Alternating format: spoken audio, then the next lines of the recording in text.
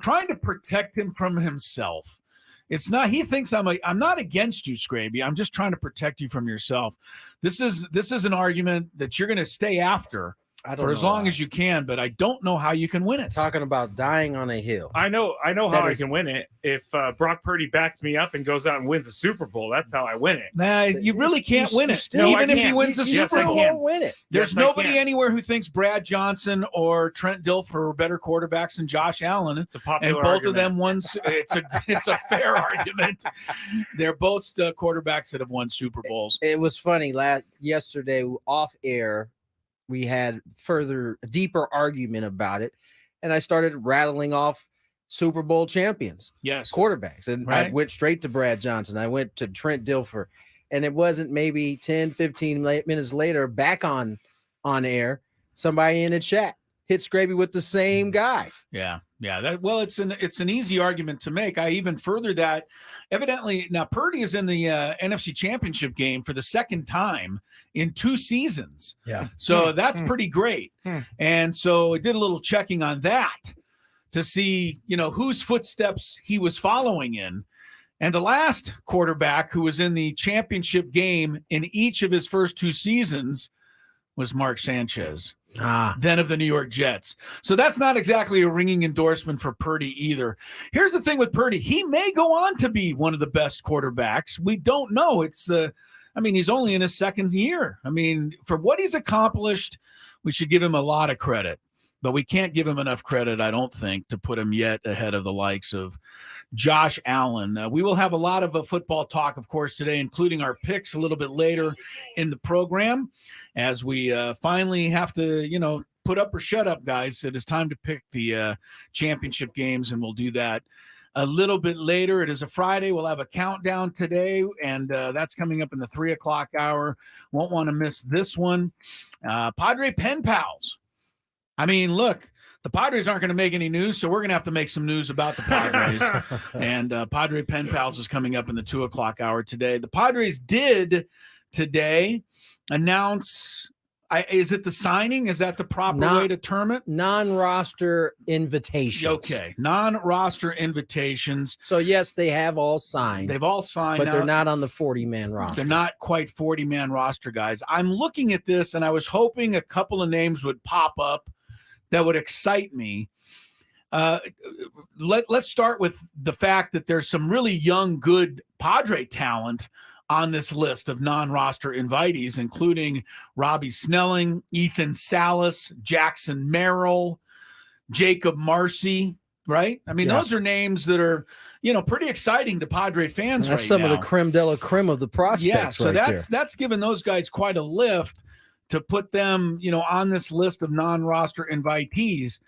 But beyond that, sorry, Skraby's got this camera all up in my face. Are you right doing now. nostril shots today? I basically, I thought you did that. I didn't do it. It's probably Sam Levitt. It's Sammy was here. Yeah. I just happened to catch a look at my face, and it was just yowza. Oh, I thought Tony was being nice and moving his camera. No, I'm talking. No, that's not gonna happen. That boy was up my nose. But what I was looking for on this list of non-roster invitees, Tony, was some guys with major league experience. Yeah, guys that you see kind of that are out there looking for a job, somebody that might be able to catch on and kind of surprise you. But I don't see any names that end here. There's a few with some big league experience. Kevin Plawecki, the catcher. We'd heard his name before. Calvin Mitchell. Oh, Mitchell from Milwaukee, right? Yeah, okay. And then Oscar Mercado. He's got some, I think, with the Guardians. Okay. Well, there's a few guys then. But it's not – other than the list of the young Padre, superstars or future stars, this list is it's unusual. It lacks drama. It's unusual. And maybe I think Kevin Kopp's had some time too.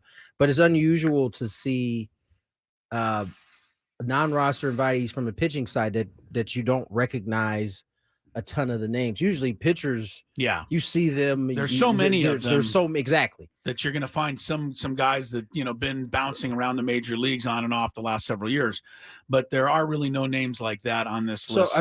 So when you start looking at the non-roster invites and you start thinking about the Padres roster, right? I think obviously the outfielders, as if I'm one of the non-roster guys and I'm in the outfield, I'm looking at this situation like this is this is the best. This is an opportunity. This is the best place to be a non-roster guy, right, with the Padres, right? This is an opportunity. I think the same goes for some. I mean, I don't know about necessarily starters, but there might be a space in that bullpen for a few of these non-roster guys. So some of the other see how it goes. Some of the other outfielders that I mean, Bryce Johnson, he was in the Giants organization. Am I correct? He's a very fast center fielder. Don't think he can hit a lot, but if he gets on base, he can run a lot. We mentioned Jacob Marcy. Tony mentioned Oscar Mercado and Calvin Mitchell.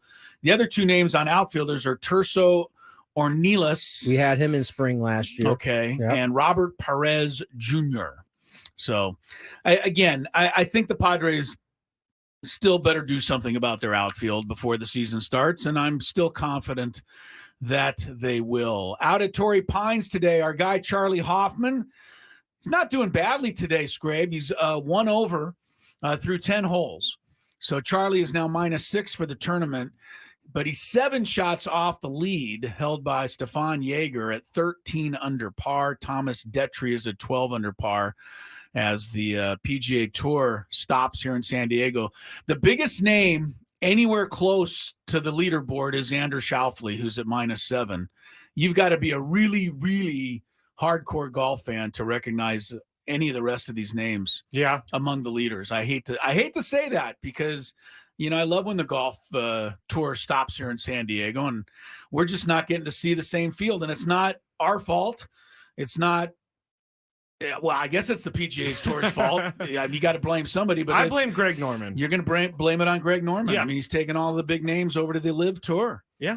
So, does some enterprising person try to get a Live Tour event to come to San Diego in a couple of years? Possibly. And maybe even to rival this one? I don't know. I don't think they would use Torrey Pines. I think they would probably use one of the private golf courses. Well, we have a few courses here. We just have like 2 or 3. Last I checked.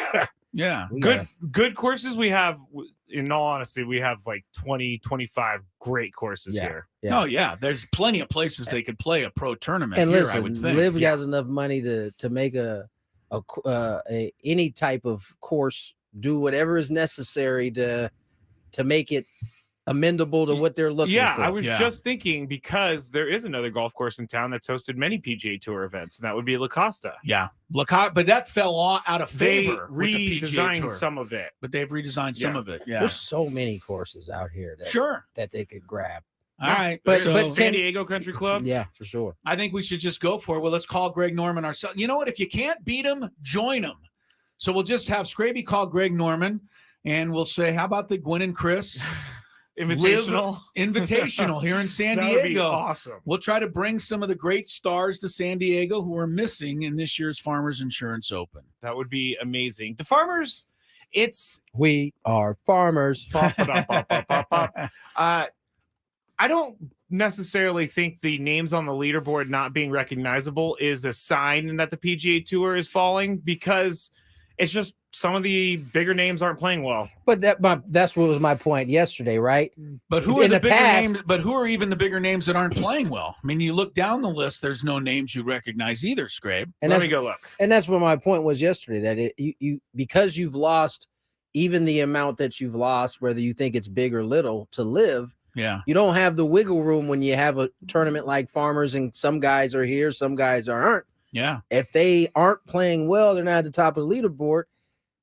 It's already on weird days, so people are already kind of in terms of tuning in. This is the third round. Don't forget, it's over tomorrow. All right, I mean, you got Stefan Jaeger, Tomas Detry, Nikolai Hejgaard, Michael Kim, who has San Diego ties. Yes, he does. We had him on the show way back when. Yeah, he's at 9 under, so he could be the local favorite.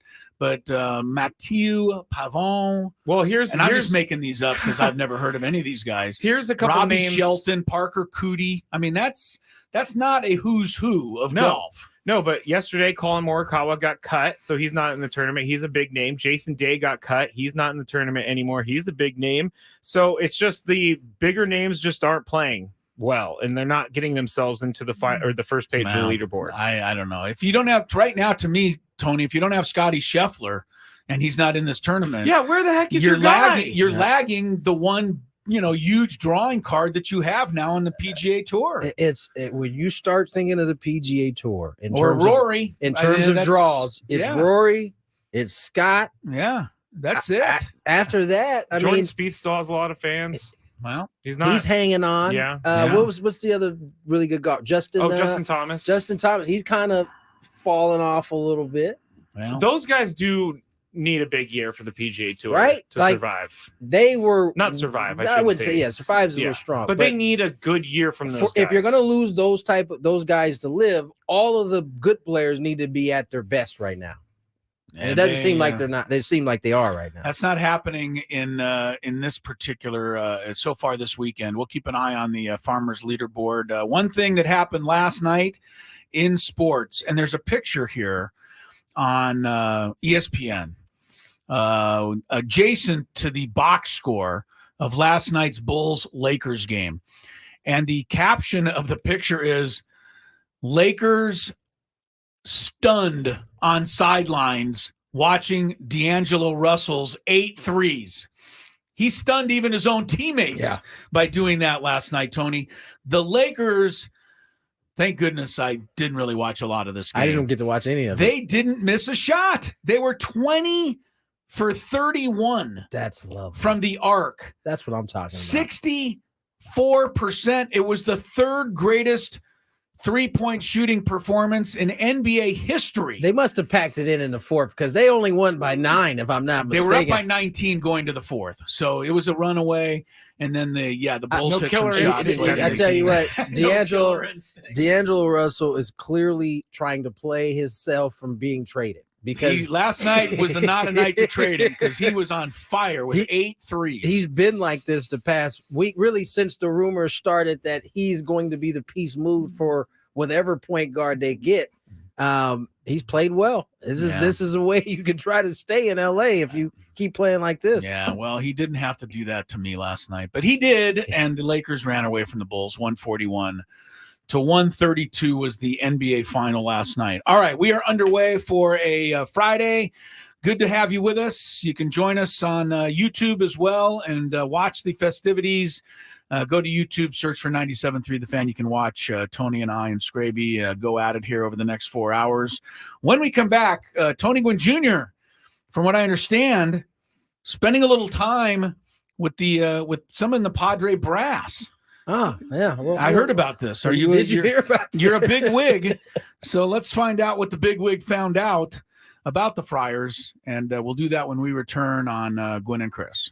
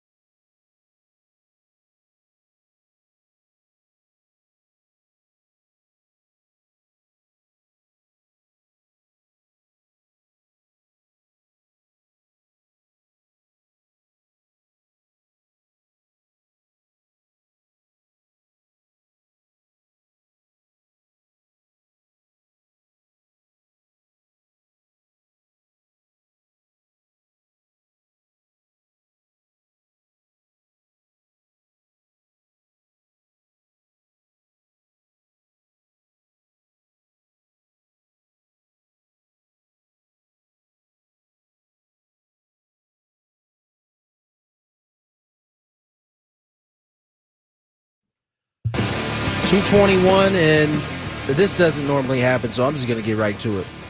Apparently, Skraby has some props to hand out to Mr. Ella. Yeah, I'm going to leave the room because this doesn't sound like it's going anywhere good, to be honest with you, even though it potentially could. One of my New Year's resolutions was to be nicer to Chris, and you've been doing horrible. I think it lasted 3 hours. You've been doing horrible. Yeah, it's January 26th. You haven't been doing a good job. But I will say, we recently changed our camera situation in studio, and Chris is now in charge of activating and setting up his own camera. And I have to say, I'm impressed that there's been no issues over there. None. There's been no conversation of Skraby, get over here and help me. It's been a smooth process. It's been so smooth that I didn't even know that there was a difference in the whole camera thing. He hadn't said a word about it. Yeah. So, yeah. Look at Chris shaking his head. So he's got it. He's got it. And I just wanted to say thank you, Chris. He doesn't do very much well when it comes to these kinds of things. I think our listeners know. I thought this was going to be a much more difficult transition, but are they streaming the AFC or NFC championship games? Because if they are, I'm going to lose my mind. But it's not. They're streaming and playing. He is not the techie tech. Well, I represent everybody out there who's not the techie tech. Yes, he does. So I know I'm not alone. And he represents it well. So there you go. My nice thing for the week. Chris, that's it. You've get it in just under the wire. Your one nice thing of this week. You've made it just in time. Everybody lock in for the rest of the show to see how Skraby does. Yeah. Chris teased it before we went to break. I got to play some hoop this morning. With AJ. That's what it was. I thought it was an actual. I also went down to the stadium today. Okay. And AJ Preller? Yeah. What? Now, AJ Preller was this morning. Did they send a security official with you as soon as you arrive at the stadium? No, they don't. Because remember last year, Skraby, at the Fan Fest, he walked around with. Yes. He had Secret Service people following him wherever he went. I had to park and get on the trolley to even get down there and do my show. But Tony had a helicopter. If you forgot, it was a pretty big deal last year. It was a very big deal. The Fan Fest, very big deal. One of the biggest fan fest. It had to be the biggest fan fest. I think it was in history right there. But nonetheless, just went down there to kind of see what was going on. About 20 guys there, working, trying to get themselves right with the last either. Everybody's in the home stretch of their programs in terms of strength and conditioning. You're just trying to hone it in. So in about 15 days, pitchers and catchers. I can't believe it, man. We'll be there. February 11th. 16 days. February 11th, I heard, is the day that pitchers, catchers, and Sammy Levitt report.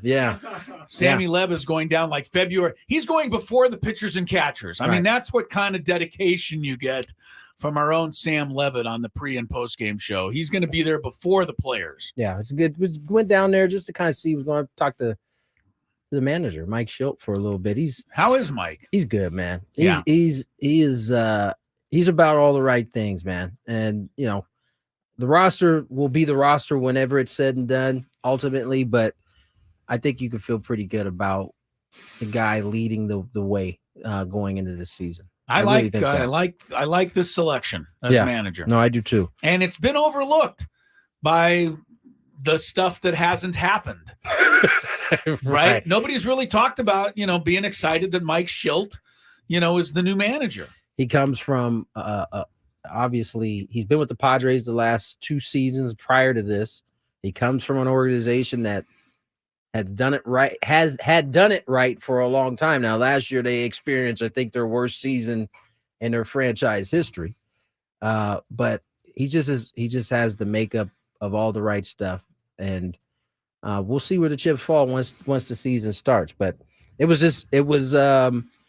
interesting to see so many guys. I mean, I pulled into the player parking lot, and I was expecting to be able to pick a spot to my liking, and it wasn't that way because there was a bunch of guys there. And I think that's, testament to the kind of environment that's being created there right now. Yeah. Let's remind everybody Mike Schilt's, resume, just to get you a little more pumped up than you probably are. Yeah. Right. 41-28 when he took over in 2018. That's almost a 600 winning percentage right out of the gate.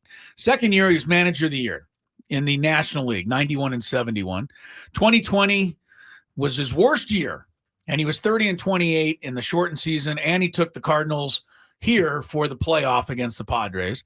And then the year that they fired him, he went 90-72, winning, what was it, 18 of 19 games or something in September to get into the playoffs, only to lose on a Chris Taylor walk-off home run in the bottom of the ninth inning at Dodger Stadium. Now, listen, you don't typically fire managers who have that kind of success.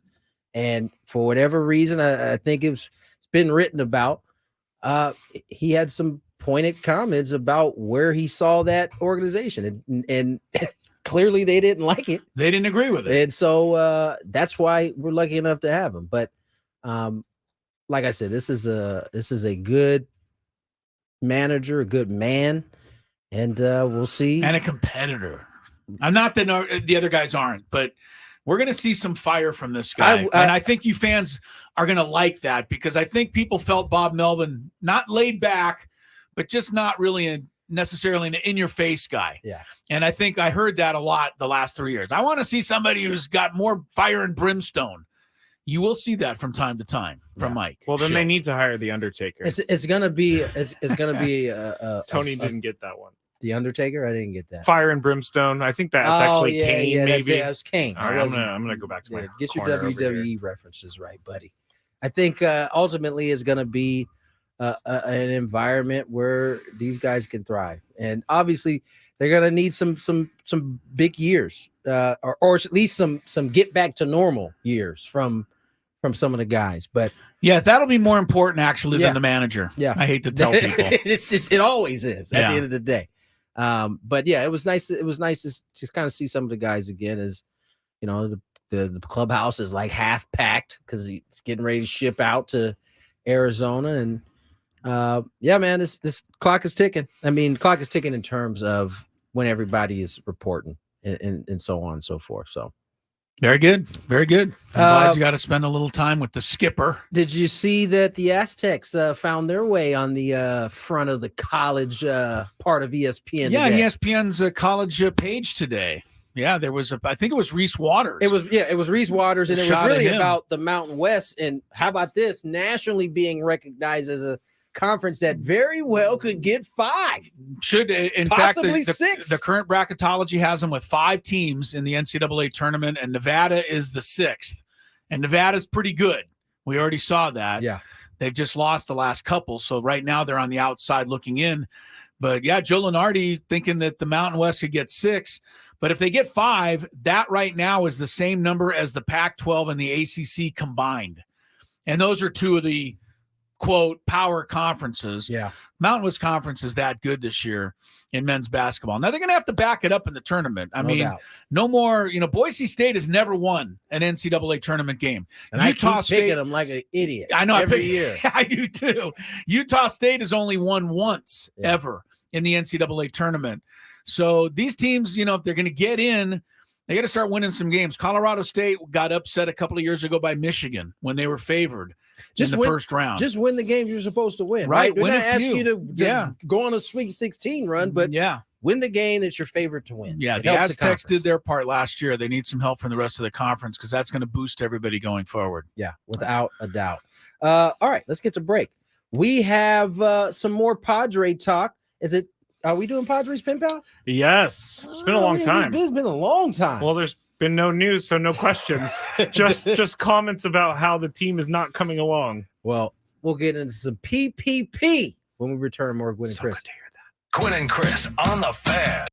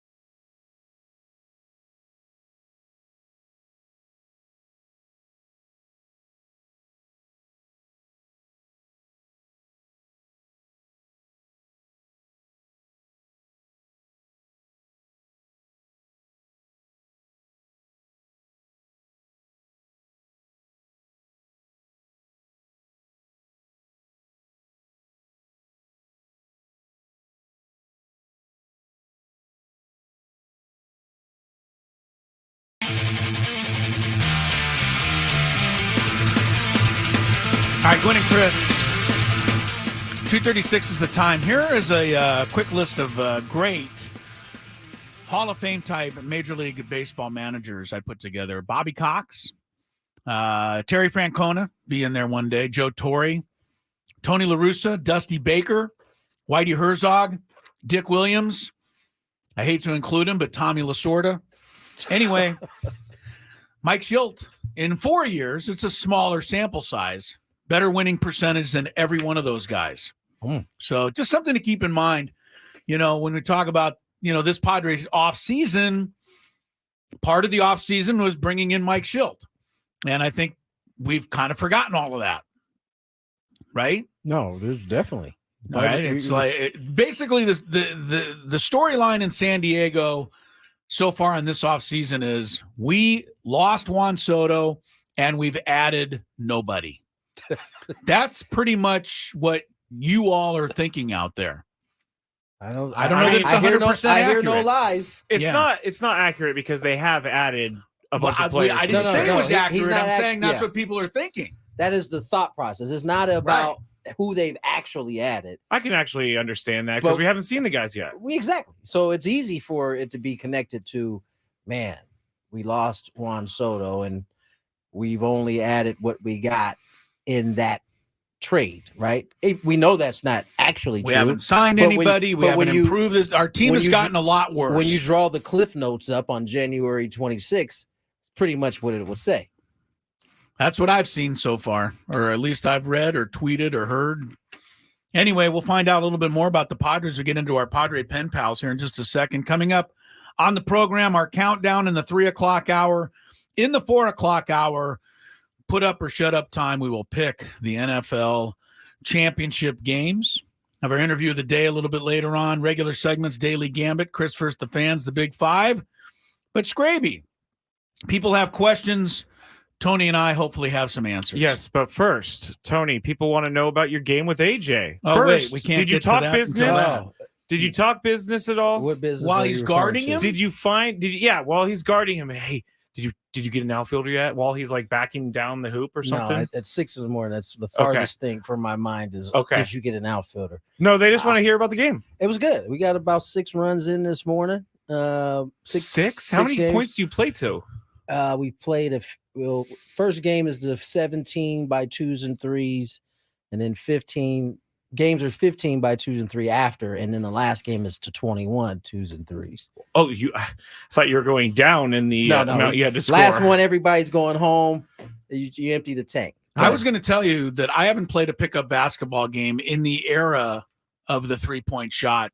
In terms of ever, wait, are you serious? Yeah, well, I played a pickup basketball game, but I don't ever remember playing a pickup basketball game where you got 3 points for a 3-pointer. Oh yeah. Well, everything was just 1 point, right? You played to like 15 by ones. You can go ones, and twos. Yeah, but, I think now in this day and age they want the 3. No, I think it's everybody who's playing is like over 40, so we want to, and we want everybody to get on the course. There's usually guys waiting, right? So.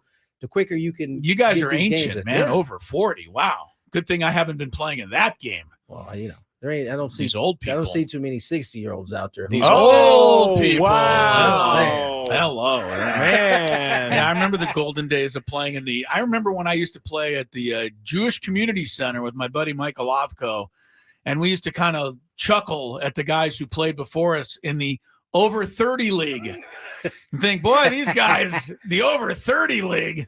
Good thing we're not in that. That's the grown man league right there. Boy, those were the days. No, it was a good run, good little early morning workout to get the day started. Yeah, that is a good workout. You're looking good today. All right, Skrabe. Now that I've lost all this weight, I think you should invite me along because I'm a good player. And you can dunk. Yeah. I can't dunk. I said I could grab the rim. I didn't say I could dunk. Yeah, no. Just invite him along to see if he can. Oh, you know what? Invite him over and say, if you can grab the rim, we'll let you play. It's in your neck of the woods too, Scrape. Where you get? You're driving all the way to the coast at 6 a.m. You love your basketball. Yeah, man. Wow. And you know what I like about it is by the time, at one point after like 4 games, I looked up and it was like only 7 o'clock. I was like, we only been out here for an hour. My lungs feel like we've been out here for like 3. But I get done at like 7:45, drive home, and I still got like all of the day to kind of I get hang it. out. So it was good. I don't mind getting up that early and getting a little workout. Well, now that I know it's in my neck of the woods, I need an invite next time. You can always show up. The reason you're not going to get an invite is because the first thing you would do is go over to AJ Preller while you're guarding him and ask him who he's planning to sign. No, I know better. And then he would than that. immediately kick you out of the gym. Well, no, I know that. Sometimes I don't know if you actually. No, I know better than that because I know basketball is like an AJ Preller sanctuary. Well, so I don't want to bother everybody. that. Yeah, I just want to be a part of the game. Yeah, well, they don't want you to be. So. Just Sorry, figure it out, will you? You know, I invite you anywhere, but I can't invite you there, dog. Figure it out. Figure it out, he says. Yeah. I'm gonna show up next time. Oh boy. Unannounced. All right, Padres pen pals. Let's answer some questions. It's time to ask the experts, Padres fans. I was hoping maybe you can bring a little insight into it. Write us, tweet us, Facebook us, send a carrier pigeon for Chris. He thinks they're cute. Padres Pen Pals begins. Hurt the pelota big time. Now on 97.3 The Fan. All right. It's been a while since we've done Padres Pen Pals, but I get some messages sometimes, and I ask the guys. During the season, it's much more. We do it at least once a week because there's lots of questions, but, I went through my inbox, and I piled up some questions, and so we're going to get started with this one. Cade writing in. Chris, you're up first. And the reason I put you first, maybe you'll recognize. Hey, gang, big-time Padres fan here. All right. First, that's Chris's phrase. Hey, gang. Oh, hey, gang. Hey, gang. You know who I got it from? Who? Not intentionally, but it just rolls off the tongue for me. Jerry Coleman used to go with the Hey Gang. Yep. He was a Hey Gang guy. Oh, all right. There you go. Anything to honor the yeah, colonel. seriously. Hey, gang. Hey, gang. Big time Padres fan here. First, I appreciate your show because of how real it is. You all give your opinion, even if it's not popular at all. Here's my unpopular Padres opinion. The Padres are set for a rebuilding season this year. Chris, it's crazy to think that, yes, but is it really? No, it's not. I think you could have said the same thing about the Dodgers last year, and they ended up with 100 wins. Didn't do them any good in the playoffs, but I don't think you could call last season a rebuilding year for the Dodgers. And the Padres have too much talent and too much money invested in these guys to have a, quote, rebuilding season. What they are doing is resetting the money they're spending so that they don't have to pay a ton of money in luxury tax. And Tony explains it better than I do, but if you go over the luxury tax, I think 3 years in a row, it costs you beyond an arm and a leg. 50%. So what is the question again? The question is he's it saying, a crazy is this a rebuilding season? And you're saying? I'm saying it's not, because okay. the Dodgers, you could have said they had a rebuilding season last year because they didn't do anything. Okay. And they won 100 games. So I don't think the Padres are attacking this as a rebuilding season in any way, shape, or form. Tony, is it a crazy thought to think this is a rebuilding season? Yeah, it's a crazy thought. The better word is maybe retool, reshuffle. What was the word you used? Rejigger. No, that's you. What word did you use? I'm looking in the question. Rebuilding. Rebuild, right? Yeah, rebuild. It's not a rebuild. You got Fernando Tatis Jr., you got Bogarts, you got Machado, you got this doesn't resemble a team that's rebuilding. Maybe retooling, maybe reshuffling, maybe rejiggering. Yes, rejiggering. It could be any one of those, but I think rebuild is it's definitely too strong. All right. Thank you to Cade for that one. Our next Padres pen pal, Sean. I'm patiently waiting for the Padres to start filling up their roster, but I could say this has been a terrible offseason for the team. I know the trade of Soto was necessary, but that combined with 2 outfielders currently on the roster with less than a month ago is why I say this offseason would deserve an F. Tony, what grade would you give it? I would give it an incomplete. INC. The thought is that when spring training starts. Hold on. I missed your INC. Not allowed. Give a grade. No, that is allowed. No. I've seen it on my kids' Wait a report second. cards. Where did you go? You've been sitting right there the whole time. I was answering the chat, and Incomplete. And then I realized he said INC because I knew that was going to be the answer. There is this thought that when spring training begins, free agency ends. Not the case, or an off season ends for that matter. No, as we saw Manny Machado sign after spring training. We saw Eric Hosmer sign after spring training. You see guys sign after spring training. You're not making anybody feel better by saying that Eric Hosmer signed after spring training. So you just gloss over Manny Machado and just forget about that. Yeah, I mean, people tend to focus on the negative. Yeah, you know. Did you guys know we're still paying Eric Hosmer? My man said he listens to the show because we're real. So this is a real answer. Yeah, true. I don't think it's over. I think it's an incomplete. Until opening day starts, then I can give you official letter grade. Okay. Not happy with that answer. Chris, if you say INC, you can't. So what is your grade for the offseason? C minus. Okay, thank you. C minus. C minus because they have too many holes right now. But that's your grade today. I mean, I have to say that if they fill these holes, it's going to be different. This is a progress report. Then, right. It's a progress report. Okay. Yeah, that's the best I can do. Okay. But I do want to say that to me, having Bob Melvin leave and being able to replace him with somebody I regard as a manager that has every chance to be as good, if not better, than Bo Mel, I think is a pretty impressive addition. So that got them to the C minus. Yeah, I think you've got to consider that. And you got to consider all these arms they got from the Yankees. But we have to wait and see which ones pan out. But I'm not giving an F like the guy called wrote in there. I think that's – in fact, I'm going to upgrade to a C. I'm going to go even a little better. I don't think it's been a bad off season. It's a rejiggering. Rejiggering is necessary from time to time. It's a jarring word. I guess I should have called it I guess he said it was like a report, but I took it as a report card. It should have been a progress report, so Tony couldn't have given an incomplete. Well, no, you definitely can give incompletes on a progress report. Yeah, man. All right, thanks, Sean. He just did. Thanks, Sean. Brent on the chat says we signed. I think they traded for Sean Manaea near the end of spring training, right? They traded for him. Yeah. Yes, but still another guy that they brought in. Keep adding to the roster. All right, this one's from Nate. Chris, you're up first. And Nate writes in saying, I want to know one thing. What do you want to know, Nate? Mike Schilt has a lot to prove in his first year as manager, and I am okay with the manager hiring, but I'm not okay with the missed playoffs last year. This team is mostly the same, minus some big names, but the core is there. Manny, Toddy, Xander are all the guys that need to step up and have a great year. Chris, how is Mike Schilt going to be different than Bo Mel?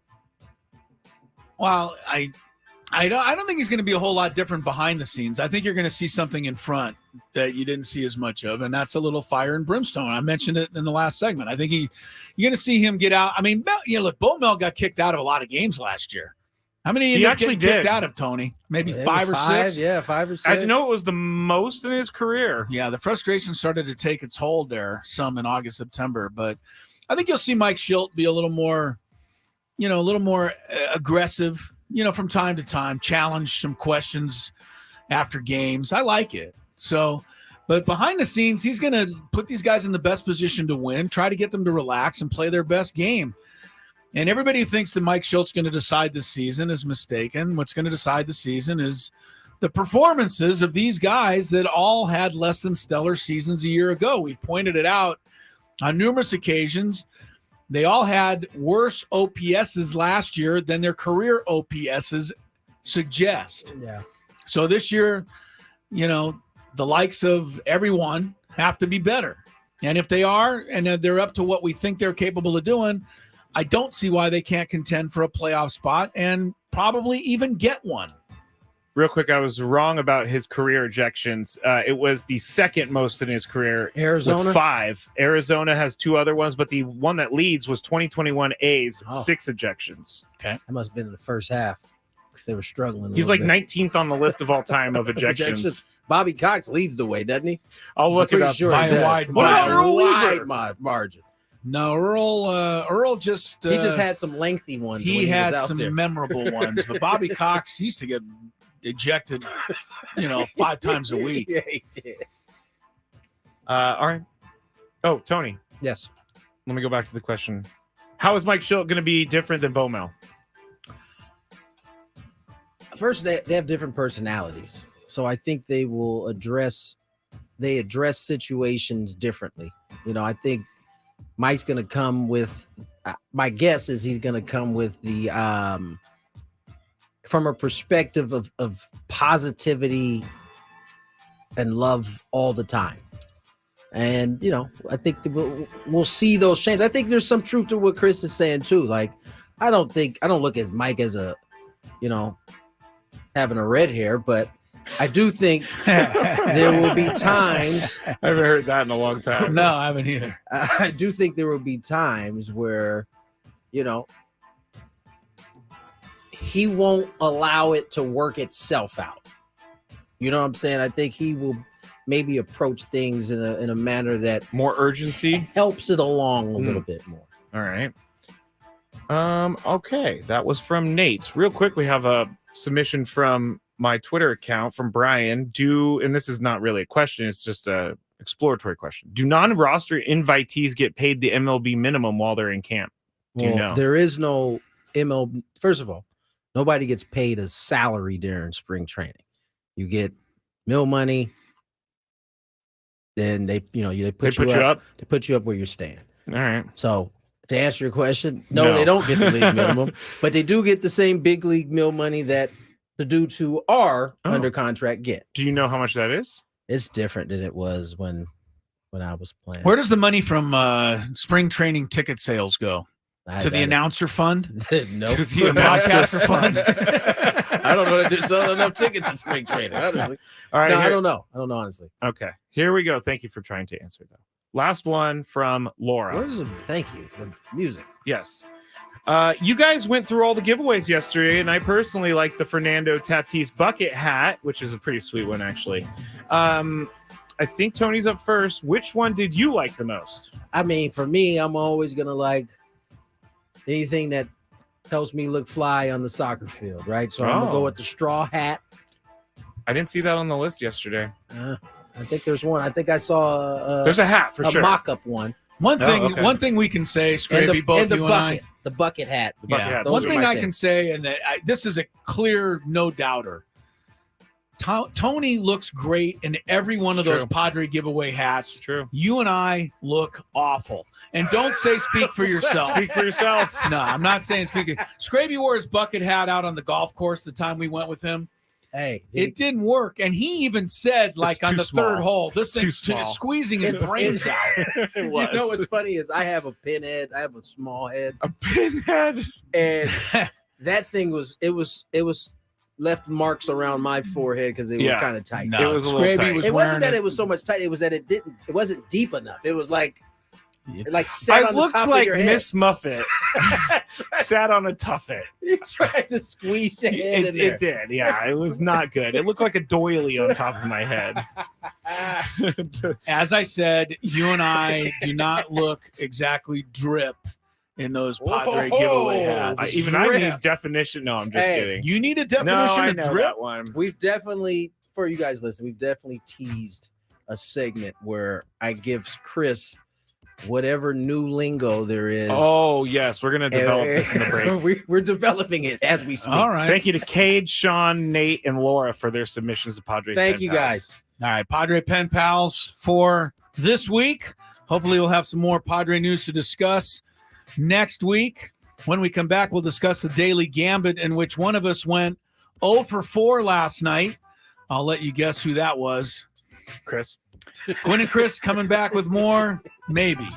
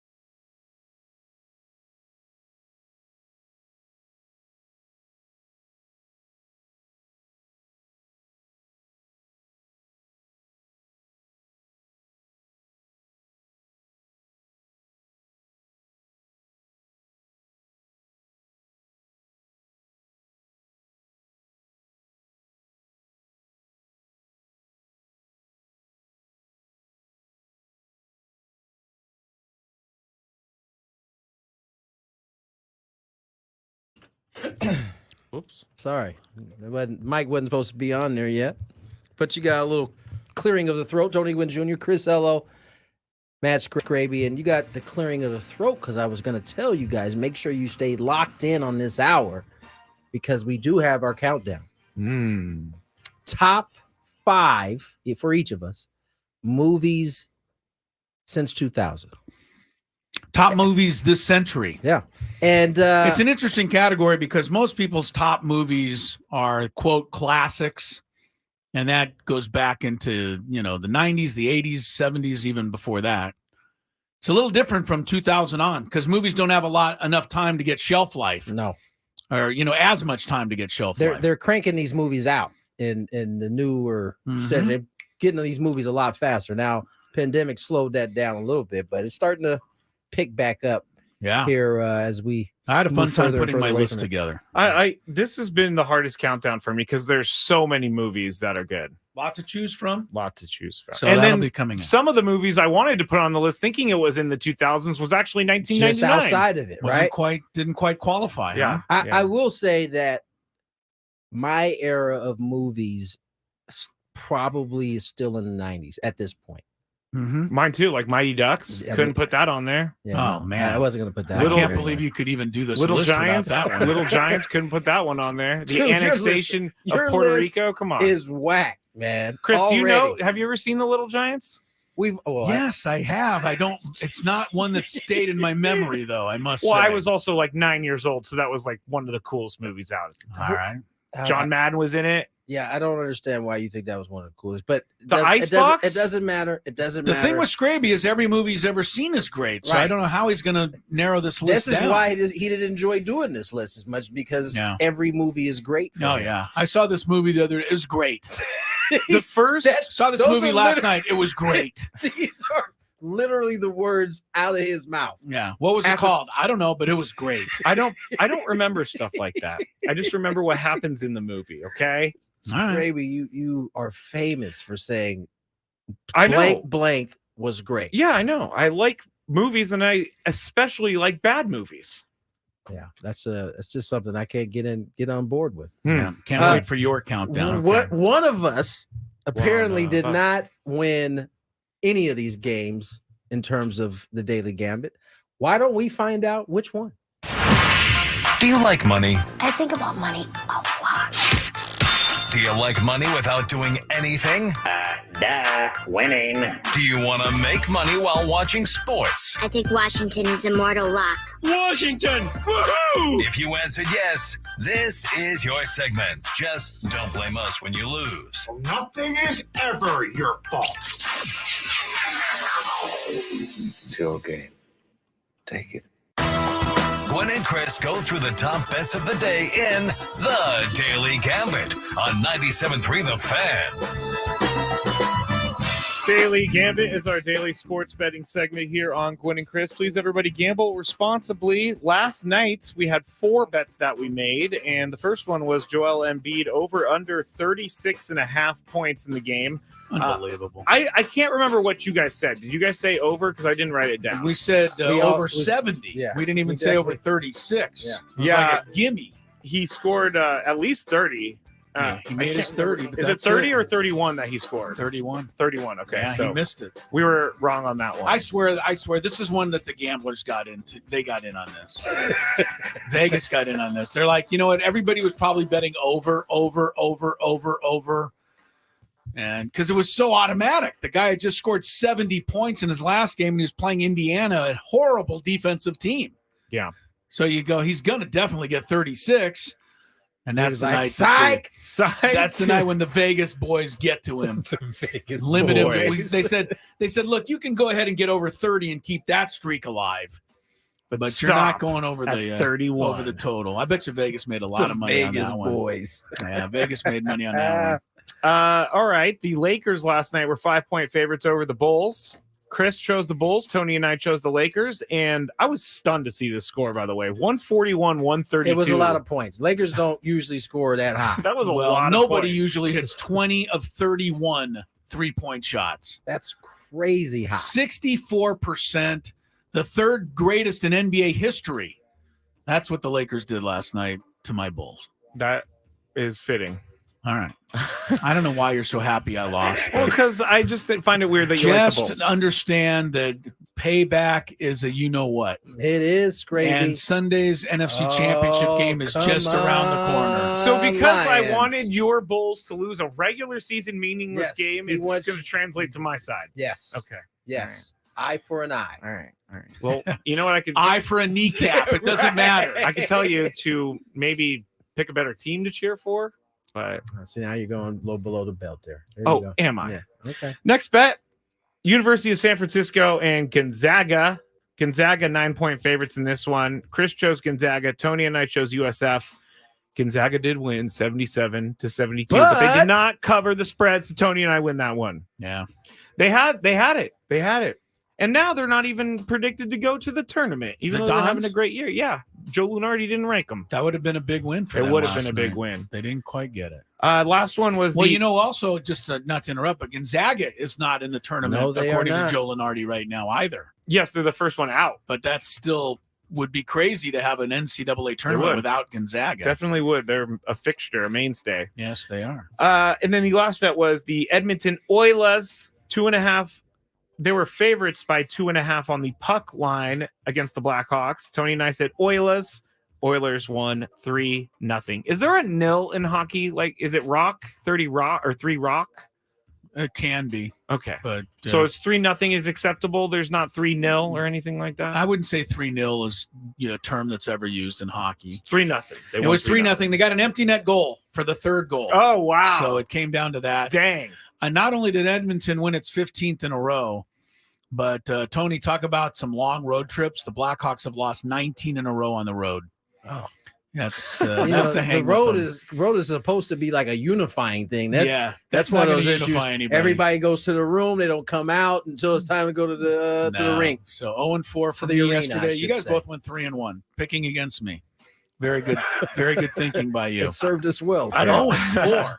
0-4, not easy to do. I'll see if I can duplicate it for the weekend. Yeah, I don't have any bets, so. All right, here we go. Real quick. Yes. For real, how many of you guys out there thought it was going to be Skraby? Oh, the 0-4? No one. I don't think anyone. I did. Without looking at it, I just assumed it was you, my man. I'm actually decent at the betting. Decent, not on parlays, but decent on the single bets. The parlays would take me down. Remind us what your NFC Championship game parlay is. Do you have it handy there? I can get it in a second. I know it's a Christian McCaffrey anytime touchdown. I believe it's Christian McCaffrey over 86.5 yards. Rushing. It's a Amon-Ra St. Brown over here. I got it right here. It just came up. Yeah. Anytime touchdown, Christian McCaffrey over 86.5 Christian McCaffrey rushing yards, over 85.5 Amon-Ra St. Brown receiving yards, and then the 49ers to score first in the game. All right. We will see which one of those 4 let you down. Oh, what? You got a response on the chat to your who thought it was Skraby. Random Ham said, slowly raise his hand. All right, here we go for the weekend. I got 6 bets. We're going to start with tennis. I don't know if everybody saw this late last night. If you weren't up, Novak Djokovic got knocked out of the Australian Open, and it ended his 33-match winning streak there. I mean, Djokovic has only won the Australian Open 10 times, but he was kept from the final this year by 22-year-old Italian Yannick Sinner. I don't know too many Italian people named Yannick, but he's from Italy, and Sinner, the number 4 seed, blew him out. Really wasn't close. Yeah. 6-1, 6-2. Djokovic got the 3rd set in a tiebreak, and then Sinner blew him out in the 4th set, 6-3. So Sinner takes on Russian Daniil Medvedev. He's the 3rd seed. So it's number 3 versus number 4. But number 4 is favored. Sinner, minus 4.5 games. So it's total games in the match. Sinner's got to win 5 more games than Medvedev to cover. Who's favorite? Sinner? Sinner is favored after his win over Djokovic. Medvedev is the higher-seeded player. Skraby, what do you like here? Oh. All right, you want me to go? No, I'll go. I mean, I went 0-4. I can set the pace for you. No, it's okay. I'm going to choose Sinner because he seems like he's rolling. He's on a roll. There's no doubt about that. Medvedev's better than Sinner, though. Yeah, I'm going Medvedev. And get Medvedev plus the points, I think, is smart. Great. All right. Well, there's no guarantees. The women's final is tonight. It'll be Arina Sabalenka, the number 2 seed, against Qinwen Zhang, or Zhang Qinwen. Zhang is the 12 seed out of China. Sabalenka is the 2 seed. Sabalenka is the one who beat Coco Gauff. Coco Gauff, right? Yes. Sabalenka is favored by 5.5 games. So she'd have to win 6-3, 6-3 to cover here. Most people think Sabalenka is going to win. Whether she wins 6-3, 6-3 or not, I don't know, but I think she will. Sabalenka is just a powerhouse. She hits the ball harder than most men players. She absolutely punishes it. So I'll take Sabalenka here. Zhang in her first Grand Slam final, Tony.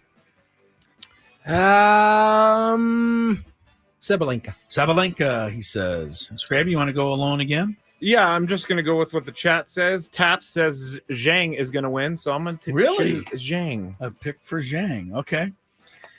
Tomorrow, we've got some college basketball. Boise State at home. 3.5-point favorite over conference leader Utah State. Tony, you're first. Game is at Boise. Utah State is underdog 3.5. It's a tough one. I'm going to go Boise. Boise give the points. Boise beat the Aztecs last week. Skraby.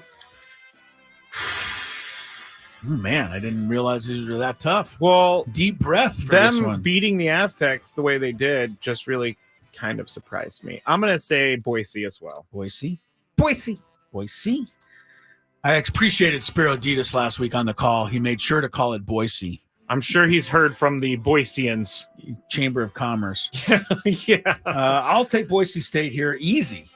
Utah State, last time they were on the road, got blown out by New Mexico. I don't see any reason why they get blown out again. Also tomorrow, Iowa State at home, 3.5-point favorite over Kansas. Kansas is the higher seeded team or higher ranked team. And Kansas is giving 3 points? No, Iowa State's giving 3.5 they're points. Taking 3 points. Yeah, Kansas, you get points, but I will still take Iowa State. I've seen them at home. They're undefeated at home. Yeah, they have a big home court advantage. Yeah. I've seen that their fans are crazy. But I'm going with Kansas. You're going to still take KU. KU. No, I'm not taking KU. I'm taking Iowa State because of Brock Purdy, baby. Oh, boy. Speaking of Brock Purdy, he's on the list of bets this week. This is a really high number, I think. I think so, too. Passing yardage in the NFC Championship game, Brock Purdy, 282. That's crazy. But he did throw for 252 last week. That's not enough. I know, but still, you wouldn't think he threw for that many yards. That's not enough. 282.5. I think Tony's up here. I've kind of lost track. Tony, go. Over or under? Under. Chris, under. Skraby, you want to give me a second? Support your man? I'm doing a little research real quick. Don't get hurt. I'll try not to. Trying to find out. Study long, study wrong. Study long, study wrong, Tony says. That sounds like a San Diego State baseball saying, come on, we're going out drinking. I'm studying. Well, study long, study wrong. The Lions defense did average giving up the most passing yards per game this year, so I'm going to go with Brock Purdy. They gave up, I'm looking at it correctly, they gave up 338 yards passing per game. That sounds like more than I would think. All right, you're going over for Brock Purdy. Then. Yes. All right, last one on the board, Lamar Jackson, over under 64.5 rushing yards. Oh, man. Skraby against the 64 Chiefs. 64.5 rushing yardage for Lamar. I think Skraby, over under. I think if they know what's good for them, they'll have him run a lot. So over. If they know what's good for them. I mean, it's always that age old, or what is the phrase? I don't know where you're going with anyway, this, it's always that thing where like they get to the conference championship by having Lamar Jackson run, and then they don't run him or something, Word. Okay. I think they will run him, but I think the Chiefs are going to do a better than average job of keeping him under that. That's a big number. That is pretty big. So it's really unfair when he runs, though. They ought to. I mean, you got to outlaw the tush push. A more automatic is Lamar Jackson just running a quarterback draw. I know. It really that too. Like, something's bad is going to happen when he is just dancing in the pocket. Well, that's like I said last week. The offensive coordinator just calls a play that he hopes doesn't work so that Lamar Jackson can make something of it. Tony, over or under 64.5? I'm going to say under. Okay. We'll see how we do. Monday's results. We will pick the winners of the NFC and AFC championship games a little bit later in the program.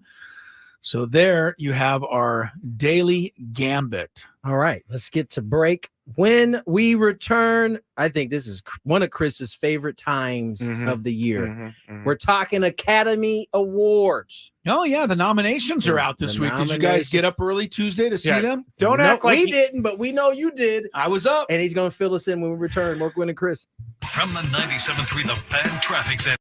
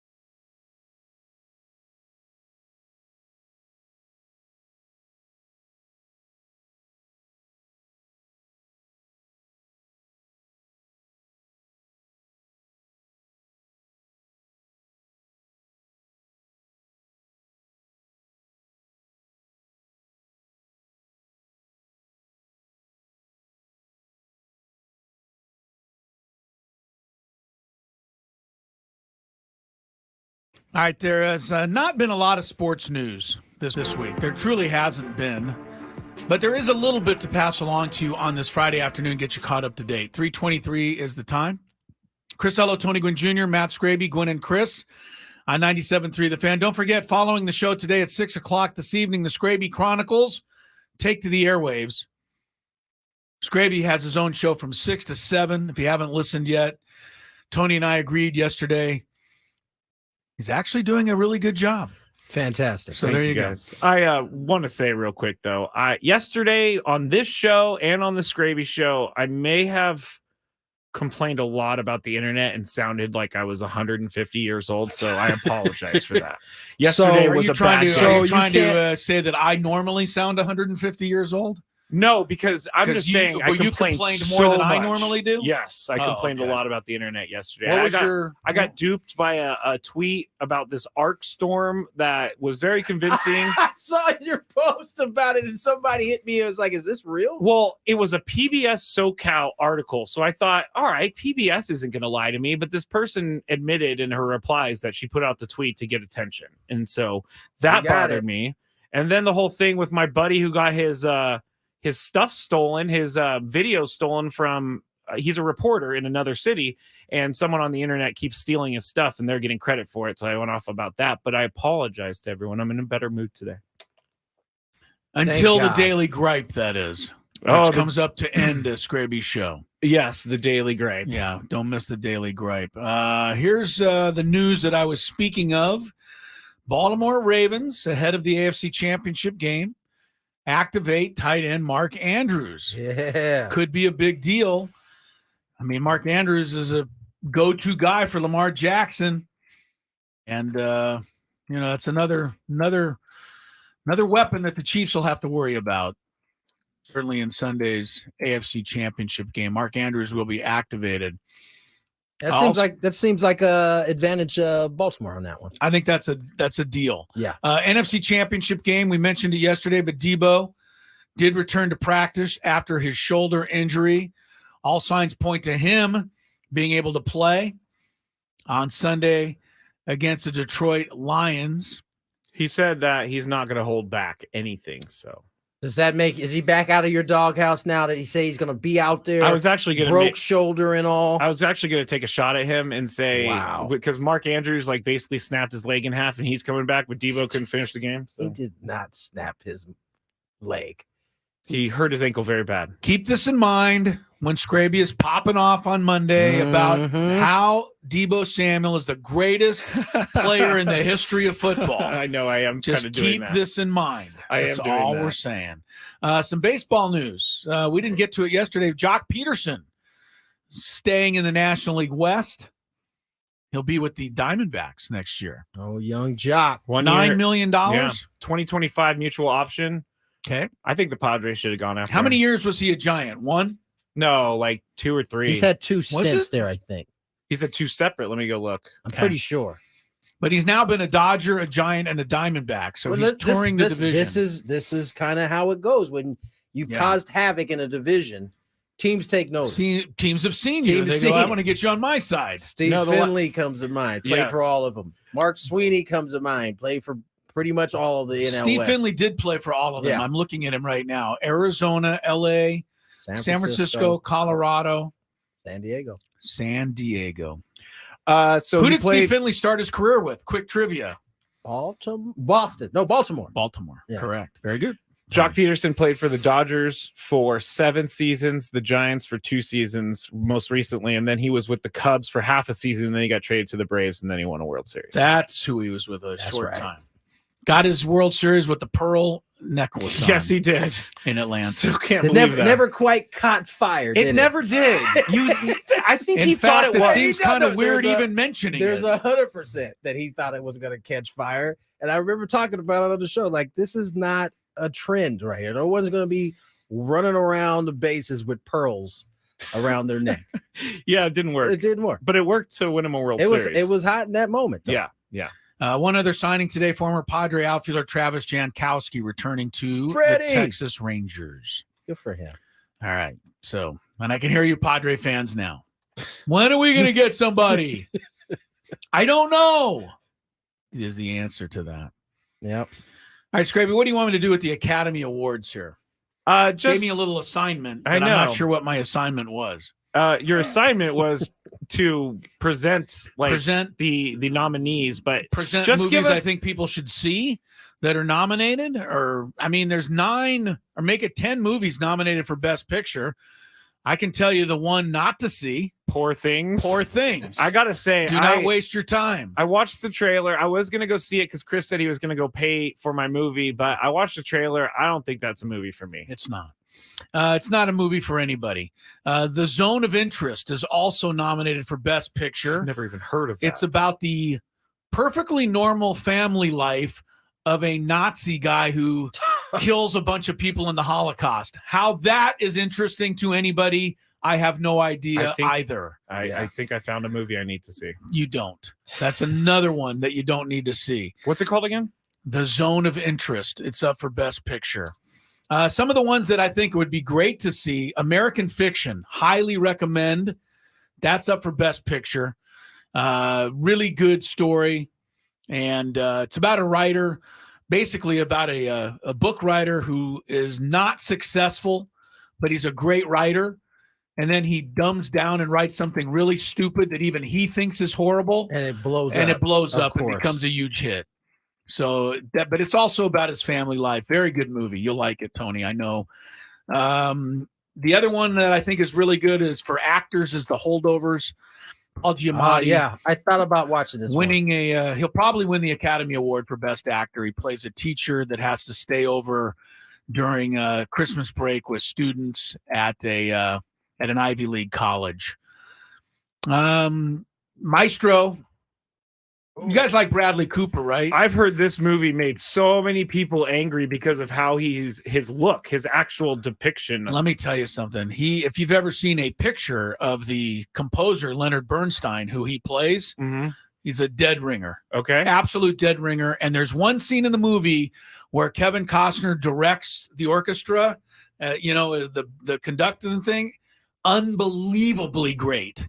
Like it's like you think he's been conducting orchestras his entire life. Right? Well, don't you just move your arms back and forth? Okay. I mean, with a little stick in your hand. Scrape, that's all it is. You're just doing that. You go, tap, tap, tap.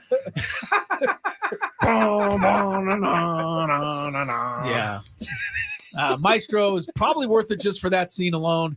I have not seen Oppenheimer. But I have. Okay, that's the one that's supposed to win Best Picture. Well, I did. It's 3.5 hours long, I believe. So you have to dedicate it. It's a dedication, but I believe it's an entertaining movie. I don't know that they actually told the story how maybe they should have, but how you would have told it? Is that no? It's just they kind of like looked over some things. I mean, there's so much that goes into the Manhattan Project that you can't put everything into one movie. But I really enjoyed how they did it. Like they had to go through time in the movie several times to where like it was present day when he was being grilled by the Senate committees and all that, and it was black and white, so you knew it was present day. And then everything in color was back in the day. And so I liked how they did that. But it was a good movie. I recommend it. All right. Best actor, as I mentioned, will be Paul Giamatti from The Holdovers. The star of Oppenheimer, Cillian Murphy's another contender for that award. Bradley Cooper was amazing. And Jeffrey Wright out of American Fiction, outstanding. For Best Actress, Emma Stone is supposed to win for Poor Things. I hate to take it away from her, but that movie is so bad. But she could be a great actress in it. I guess if being just psycho crazy bananas, hard to watch, being that you like that, that's Emma in this movie. Emma Stone is the homie. She is the homie. She comes to Padre games. She comes to Padre games. Hangs out with Jesse and I with spring training games. Well, you might be able to congratulate her on another. What I was going to say is, I would say that acting job, considering that she's none of those things that she had to. That's true. That's true. She's definitely acting. Might be a winner. Might be a winner. There's some other candidates there, but she's kind of a heavy favorite for it. So, you need more, Skrabe?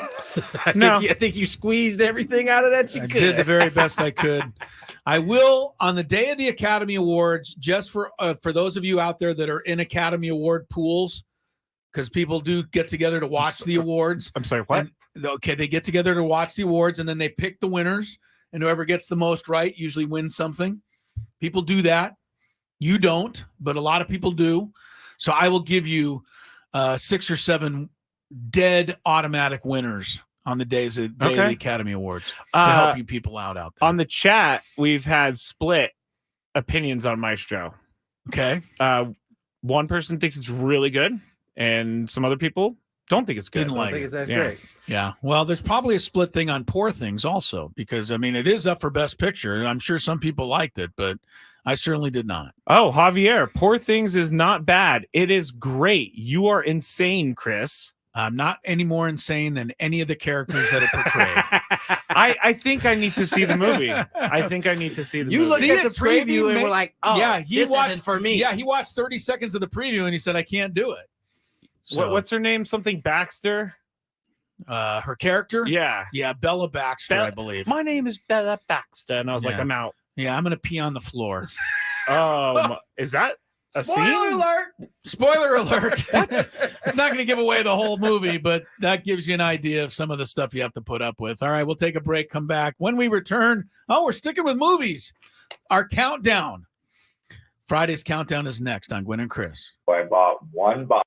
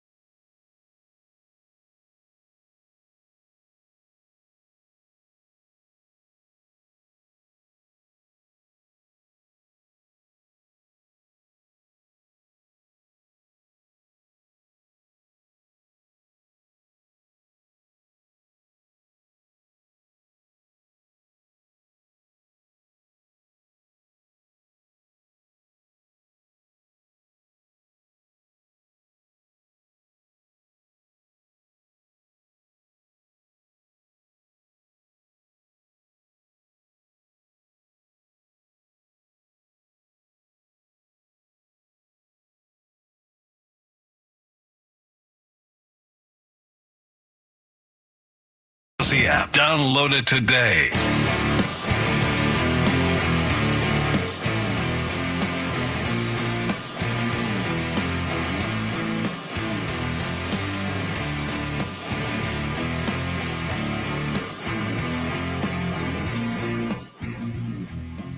$3.39.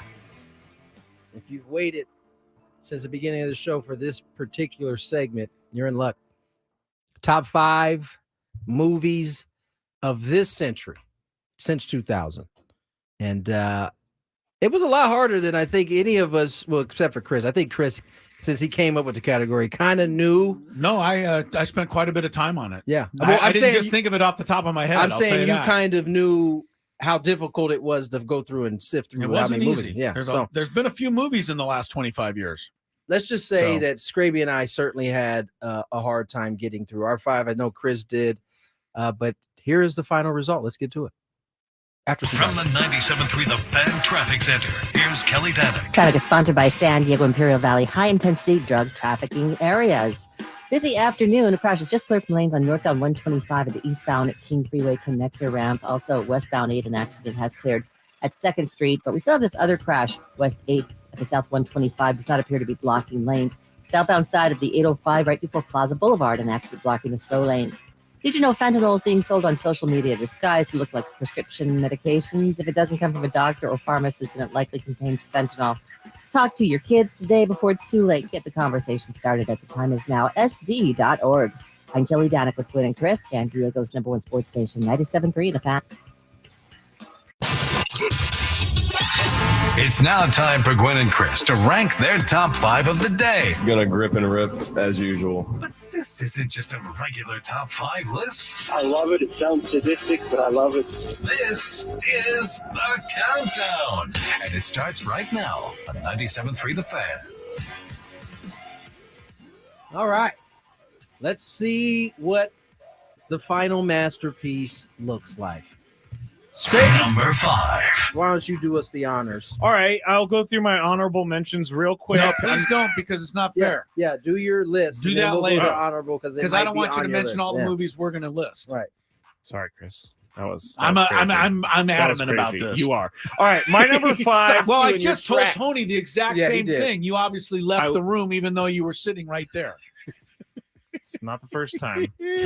Number 5 is going to be The Dark Knight. Heath Ledger, Joker, Batman. That was a great movie. This is going to be a problem. You and me are too close in age, and it's going to. I think I have some that you won't have. Yeah. But The Dark Knight was. I like that we're starting off on this foot. I remember I actually waited in line to watch this movie in IMAX in San Francisco. That's how much I wanted to see it. So Is The Dark Knight easily the best Batman incarnation? I think Batman Begins and Dark Knight are pretty good. They're they're at the top. And who's Batman in Christian The Dark Knight? Bale. Yeah, Christian Bale. Right. Okay. Dark Knight Rises wasn't great, but Heath Ledger was so more complicated. Amazing. Yeah. Heath Ledger was so amazing. He was amazing. Yeah. He was amazing. I'll go next. This is a 2-part answer. There's going to be quite a few of these, but I couldn't select just 5. 2004 Man on Fire. Oh, with Denzel Washington. Yes. Oh, that's Dakota a great one. Fanning. I believe, when she was a little girl. Yeah. He's a bad pay. He's a private security, basically protecting a young girl that gets kidnapped. Long story short, dad is the one who arranged it. It goes sideways. Mark Anthony. Yes, and Denzel is a man on fire. He is on a mission to get this little child back. It's a great flick. Denzel is the other side of that. Okay. Yeah, the other side of that is also a Denzel Washington movie, The Equalizer, 2014. I like those kind of movies. This dude's a one-man wrecking crew. He is. He's crazy in that one. He's definitely crazy. Is he a vigilante or is he?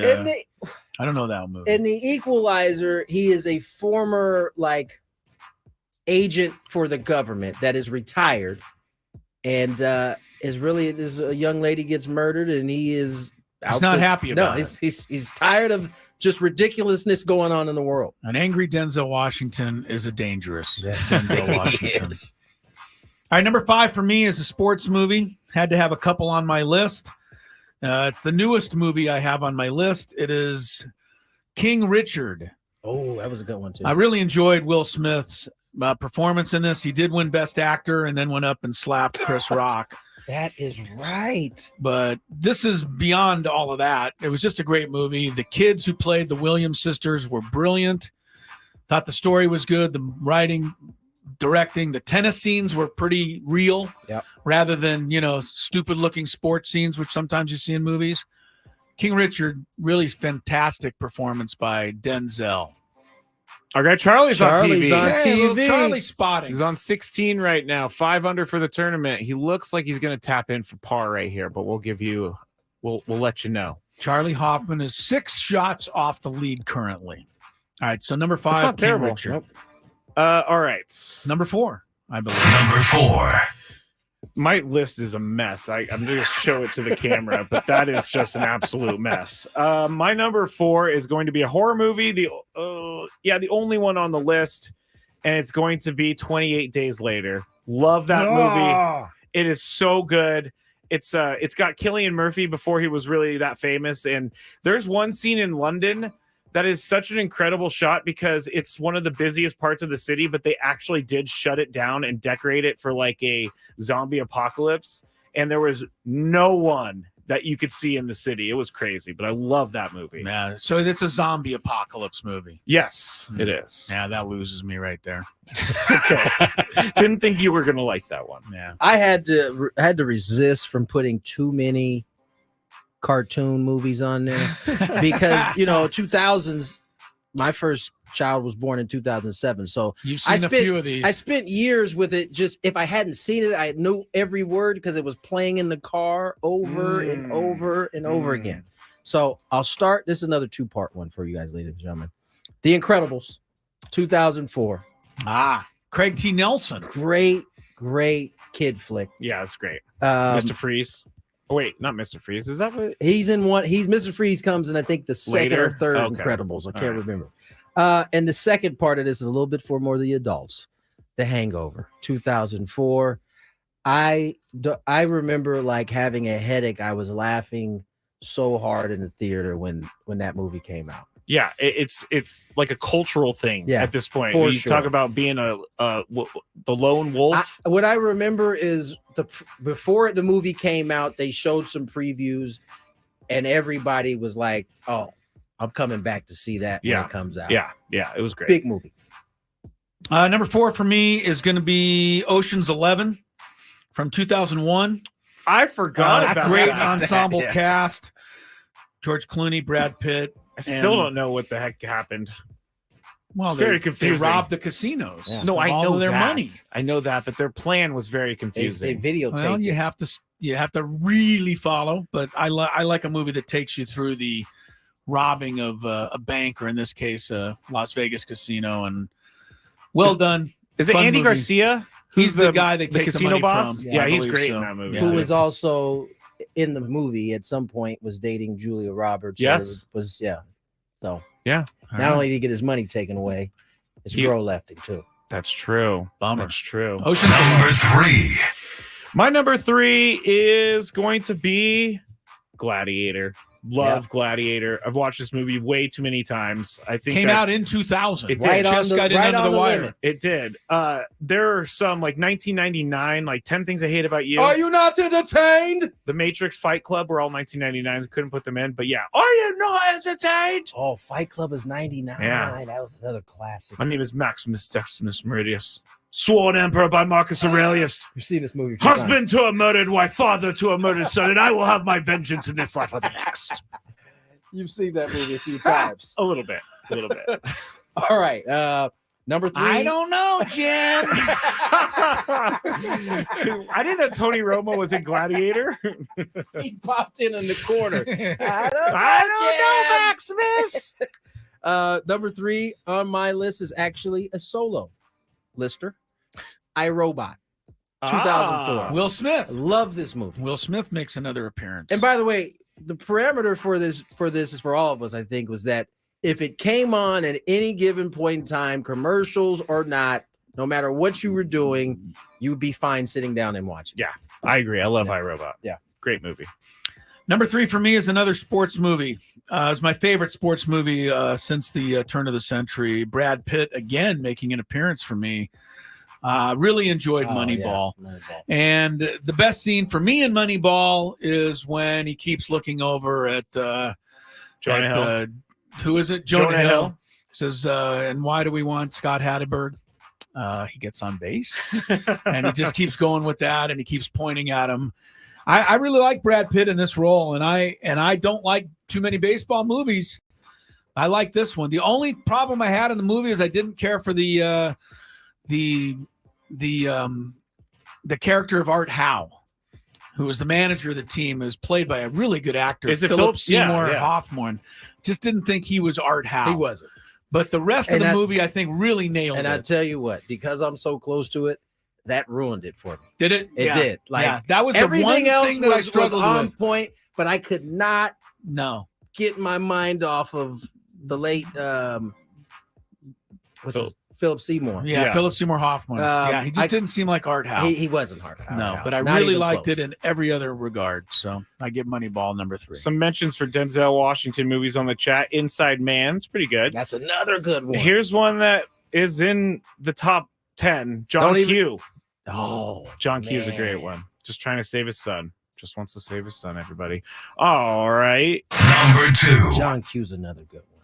My number 2 is going to be The Hangover. The Hangover, like Tony said, it was a cultural phenomenon. Everybody saw it. Everybody was talking about it. Everybody stayed through the entire credits for it. Yeah, because you knew there was going to be something at the end. And there was. And there was. They finally showed all those pictures. Yes, they did. And there is a couple that are very strange. But someone said that Mike Tyson made the movie. He did. He did. He was pretty He good. didn't make it, but there was some funny stuff around Mike Tyson, including the line, give him a break. He just got punched out by Mike Tyson. Yeah, that was good. That's right. And then when Zach Galifianakis, or whatever his name is, Fanakis turns around and looks at the camera as he's taking a whiz in Mike Tyson's pool. And that's on the security camera. Mike Tyson's like looking at him, and he's like, oh boy, this is not good. I love the bait. I love everything about that movie. Yeah. All right, very good. Number 2 for you, Tony? Number 2 is The Dark Knight. Dark Knight? When Batman Begins came out and they left you hanging, it was like good 4 years, I think, in between Batman Begins and The Dark Knight. Dark Knight came out, and when we saw the previews of the Joker, it was like, oh, this is going to be amazing, and it was. Number 2 for me was the only Academy Award winning movie on my list, Best Picture 2005. It's called Crash. Oh, do not fall for the banana in the tailpipe. And the banana in the tailpipe here is that most people say it's one of the worst movies ever to win Best Picture. Don't believe it. No, it's not. I love this movie. It's a million different storylines all combining finally into one at the end. I forgot about that. That would have been in my top 5 had I remembered. Really? Yes. So good, I thought. But like I said, I see a lot of places where they say, oh, the worst movie ever to win. No, The Artist, Chariots of Fire, those are horrible movies that won Best Picture. Crash is not horrible. Great flick. Matt Dillon does a great job. Don Cheadle. You There's go so on many and on good with all the actors people in that are it, in actors it. and actresses Brendan in it. Fraser, Sandra Bullock, they're all real good. There's a million stories. It's heartbreaking. It's uplifting. It's funny. Crash. If you never saw it, 2005 Best Picture. That's my number 2. Number one. All right. This one people are going to think is lame, but I watched this movie maybe 100 times. You say Little Giants, I'm walking out. No, that was 1994, I believe. Okay. It's the original Spider-Man with Tobey Maguire, Willem Dafoe, Kirsten Dunst. We're leaving the studio. It was because there never really was a great Spider-Man movie, and this was the first one they really gave a good try for. They did. Sam Raimi was great. Yeah, it did. I just thought this movie was awesome because of the graphics and everything else. J.K. Was that the one with the Green Goblin? Yes. Yes, that was. And James Franco is the son of the Green Goblin. Let me ask you this: if you go back and watch that movie now, are the effects good enough to still hold you? No, they don't. Right? The new ones definitely do. That's and what I was going to say. And it makes the old one look kind of silly. I bet it does. I've seen them. I tried to I need watch to go it. back. I Actually. haven't I mean, watched I it can in a little imagine bit. trying to watch the Christopher Reeve version of Superman right now, and it would look like stick figures, flying around. Someone asked, "Is that emo Spider-Man?" No, that was not emo. That was Spider-Man 3. Was the emo Spider-Man where he started singing and dancing in some bar? I almost walked out of the theater right then. I'm glad I didn't see that. You don't need to see it. I think that was the Not in the musicals. Venom one. Anyway, number one on my list. I had to have two on this. Okay. Training Day. Denzel Denzel Washington. again. Academy Award winning role that time. Yeah. And this is an all-time favorite. Adjustment Bureau. Which one? The Adjustment Bureau. Okay. I think I remember this one. This is the one. Gosh, hold on. Let me pull it up. Yeah, pull it up. We got Matt Damon and Emily Blunt. I don't think I've ever seen this. I think I've seen this. So yeah, this is really good. You can. It's really good. Yeah, it's a thriller. We're running out of time, so maybe I'll explain it on the other side. But it's a terrific kind of sci-fi thriller type movie. It was good. Really good. I do like Emily Blunt. I can do my number one quickly because you guys named it both, but it's a runaway, wins by a wide margin, The Hangover. I could watch it anytime, any moment, any day, any night, and I will stop what I'm doing. And even if there's a football game on, I would stop and watch some of The Hangover. Wow. That's how funny I thought that movie is, and I still think it's that funny now. Like my stomach hurt when I left the theater watching that. Yeah. So Hangover be number It was one. pretty good. Whose turn is it? Yours. Oh, wait. What about some of our... We'll get to it on the other side. We can do talk, that. We'll talk to it a little bit. We'll have a post-list discussion when we return. Chris versus the fans, 833-288-0973.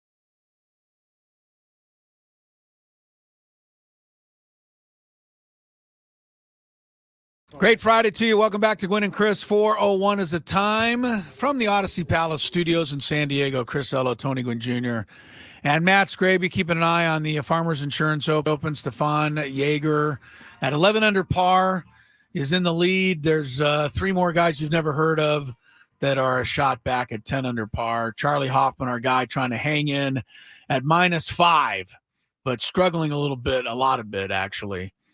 Sorry to say, Charlie, on the 17th hole. It's a headache for him today. Skraby, have you played it? What'd you shoot on this hole last time? On this one last time, I got a bogey, but it was because I hit it into the rough and I hit the next shot like four yards into the fairway. I'm watching dribblers. I'm watching Charlie try to get through that rough there, and that looked like you can break a wrist. Yeah. You know what I'm saying? Sorry, I just said on air, who is that? Like, people are here with us. Just Someone just wave walked by the back. window and waved, and I'm like, who in the world? Just wave back. No one's in the building. What's the matter with you? Someone's in the building. Okay. What's the matter with you? What's the matter with you? All right. Did you want to have a post-movie discussion quickly before we get to I think we should. Chris versus the fans? Yes. Do you want to reconsider your number one choice, Skrabe? You're sticking with Spider-Man, even though people are probably being critical of you. I really like Crash. That was a good You like one. Crash? I like Crash. That was a good poll. I had in my honorable mention, I had Inception. Yeah, maybe one day you could explain that to everybody. I don't know that I can explain within a dream. I just enjoyed watching it. Okay. I had the new take on Jumanji 2017. Really? What? The one with The Rock? I laughed. I laughed my heart out on that one. Okay. Captain Phillips, another good one. Captain Little Tom Phillips. Hanks. Hey, I'm the captain now. That's right. I had Gladiator in there, obviously. I had This Is 40, another funny flick. That's a good one. Bridesmaid, and I told you I was I love the animated joints. Rango. Oh yeah, Johnny Depp's lizard portrayal. That's right. He's a great lizard portrayer, actor. Yeah, for sure. My Best of the Rest, Almost Famous, which came out in 2000. Yes, it did. As did Meet the Parents. Oh that's man, a good one. And then You could pretty much go through the rest of the list of Meet the Parents. Bomb. Minority Report, 2002. That's another good one. Which is also Philip K. Dick, which is the same guy who did the Adjustment Bureau. I don't like when people use their middle initial. Why? I don't know. It's weird. Well, do that. Anthony K. Gwynn, baby. Start doing that. What's your middle initial, by the way? T. Okay. Matthew T. Matthew Skraby. T. Yeah. It's like my other Craig two T. were both. I liked Gran Torino with Clint Eastwood. Oh, that would be your movie. Like that Get one. off my lawn. It was a get off my lawn, but you know what? He ended up coming around. He did. He to came the younger around. people's way of thinking. He That's did. what I liked about it. And Green Book, underrated. you did won love the that Academy movie. Award for Yeah. Best Picture, 2018. You did love that movie. What do you got, Scrape? I got a bunch of them actually. I'll just go through. How about them Mr. quickly. Deeds? No. You didn't really Well, like that I would one? give that a vote just because Winona Ryder's always been one of my faves. So I'd give a, He I'd give a does thumbs have a up to weird that thing one. for Winona Ryder. Once Upon a Time in Hollywood is hilarious. It's long, but it's great. Hitch is another one of my favorite movies. You know I like Will Hitch. Smith again. Yeah, Wall-E is a great movie. The the little robot robot that Disney cleans the movie. planet. Yeah. Dunkirk. I love Dunkirk. That's a good one. How about Wolf of Wall Street? That was my next That one. was your next one? Really? Deadpool was a great one. Deadpool's good. Joker, but Joaquin Phoenix's Joker. The reason it didn't go on my list is because it actually does freak me out. Like he's actually that crazy in the movie. Well, that movie ends in a Very strange way. yeah. Then Guardians of the Galaxy, Apocalypto, and Ocean's 11. Avatar. Ocean's 11 got in there. Yeah, I think the big winner of our countdown is The Hangover because that got a mention from everybody. Random Ham says Anchorman. Great movie. Man, what left me flat? That is sacrilege, right I there. understand. I think because I understand in a lot of people's minds. I work in the broadcasting industry. I think everybody knows some lines from the movie except me. Yeah, I didn't think it was I that don't great. either. I don't know any lines other than "Stay classy, San Diego." that's it. I've heard that a million times. That's all. That's all you got. Stop what you're doing and listen. Nope, it's another one. Don't know that one. Never heard of it. All right, here we go into Chris versus the fans. Chance for you to qualify for a trip to Las Vegas and all kinds of other stuff. 2 tickets to Tom Kiefer, LA Guns. That's coming up on April 11th. You get a 2-night stay at the Westgate Las Vegas Resort and Casino. Tom Kiefer, LA Guns, 2 iconic rock and roll bands performing together April 11th at the Westgate International Theater, Westgate Las Vegas Resort and Casino. Get tickets now at Ticketmaster.com. The Westgate Las Vegas Resort and Casino features newly designed premier rooms, part of their $70 million room renovations, also home of legendary Vegas fun, Skrabe. If you had one shot, one opportunity to take down the human almanac himself, howdy do. Now is your time. Listen to me, this guy is dangerous. Now is your opportunity to win a prize. Well, I hope you know what you're in for. Chris versus the Fans starts now on 97.3 The Fan. All right. The rules, you have to make it through 3 questions. Each question will get more difficult. If you get the question right, you are sorry, I was reading something else. If you get the question right, you move on. If you get it wrong and Chris gets it right, you're eliminated. But if Chris gets it wrong, then you move on to the next question or you win. If you are a first-time player, let us know, and you will get the first question for free and start on the second question today. Real quick, another movie mentioned, 42. Great movie. Oh, good sports movie. Yeah, great good movie. Sports movie. You know what sports flick I wanted to put in, but it fell just outside. Happy Gilmore's in the 90s. What? No, Any Given Sunday. Oh, you like that one? I did. Willie Beeman. Love that movie. You do what you're told. Al Pacino's amazing in that. Yeah, we'll fight forever here. I got fired up and wanted to run through a wall. I believed him. I believed him as a coach. All right. I need to give you some contestants. Yeah, I don't have any on my sheet here. Brandon, welcome to the show. Happy Friday, man. We've made it to the end of the week. Hey, guys. Happy Friday. Hey, Brandon. Happy Friday, Brandon. There we go. First question. Who owns the LA Clippers? Steve Ballmer. Nice shot. Indeed. Question number 2.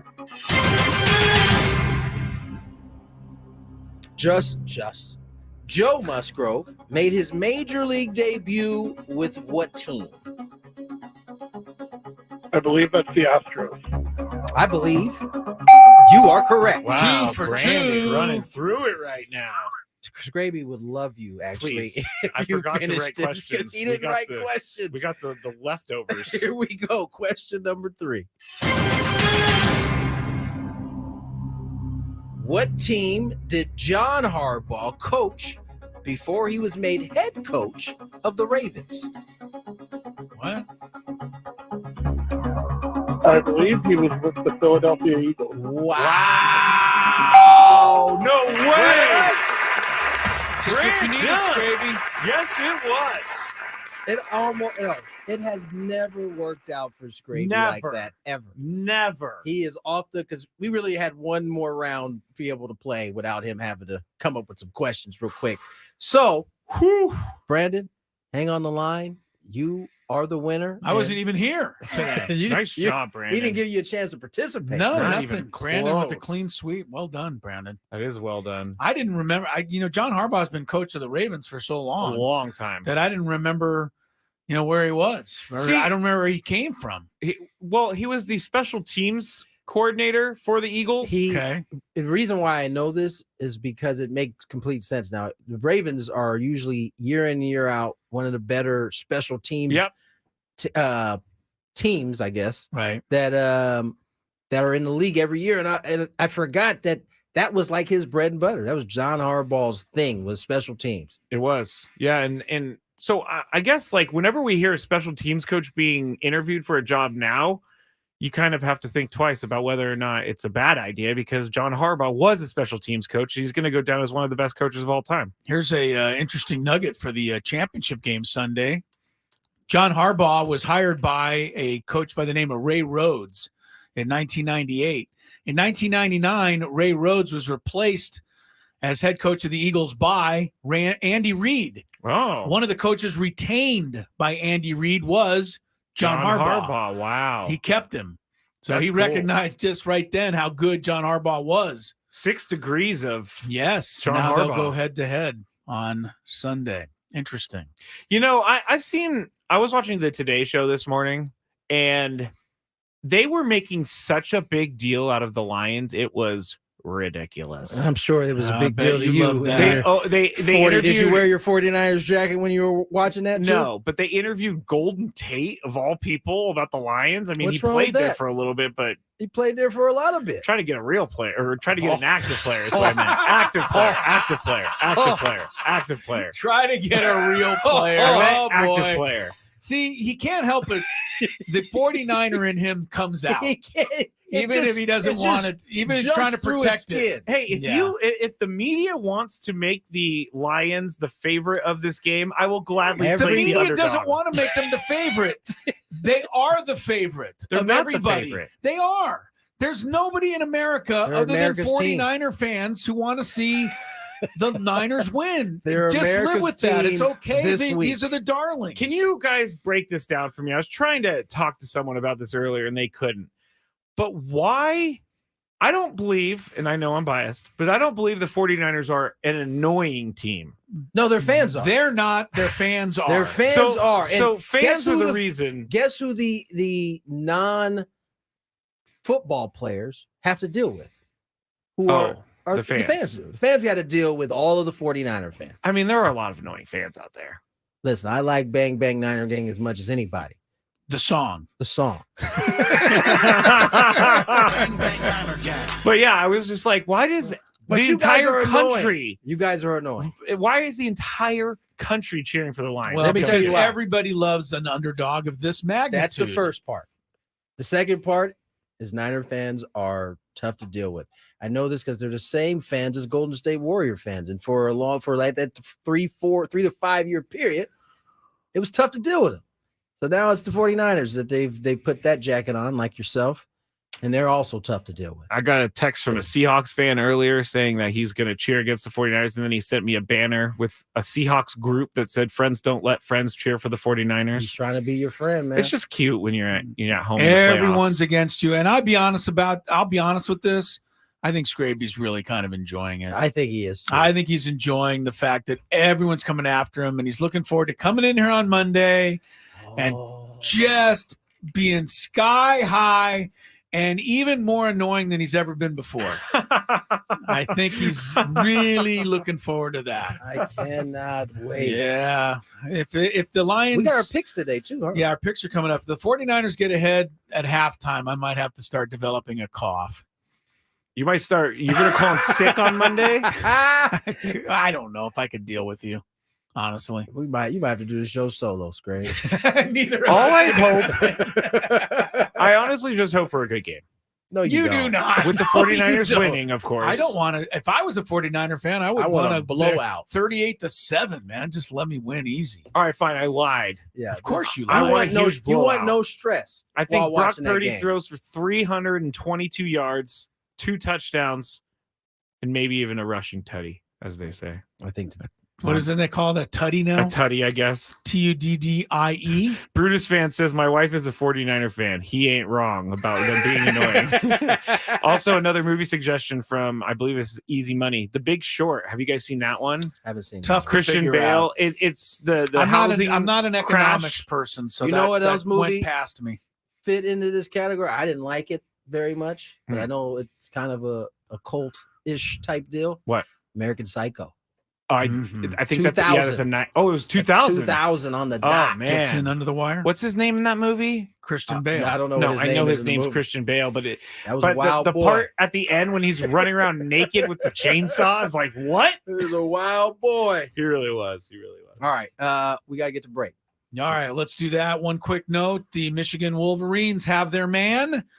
They have replaced Jim Harbaugh, and it is Sharon Moore, who everybody said it was going to be, is the new head Congratulations coach to Coach of Moore. Michigan. Real quick, Chris. I just saw Charlie score. He unfortunately on 17. I think he got an 8. An 8. Snowman. A snowman because he had to have hit it out of bounds on the first shot because he was hitting 3 on the tee, and I thought it was a malfunction of the TV, but I guess it wasn't. No, Unfortunately, he's that was a down bad to one 1 for under. Charlie. All right, hang with him, Charlie. We still love you. We love a little traffic too on Gwynn and Chris. From the 97.3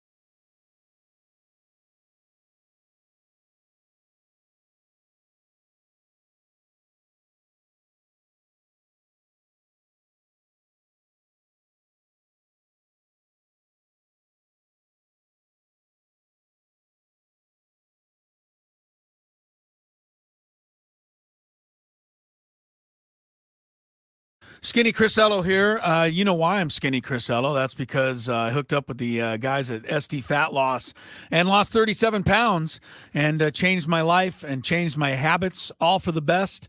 And into the new year feeling terrific and looking great and taking the compliments that come with it.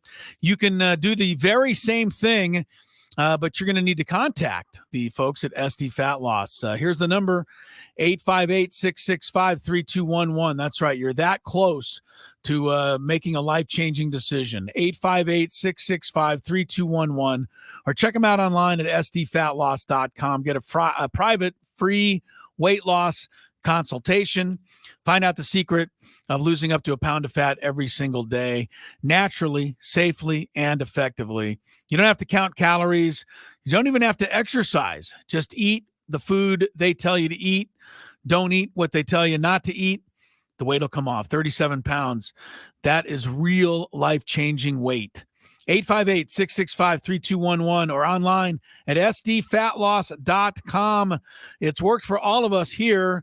There's no reason that it's not going to work for you.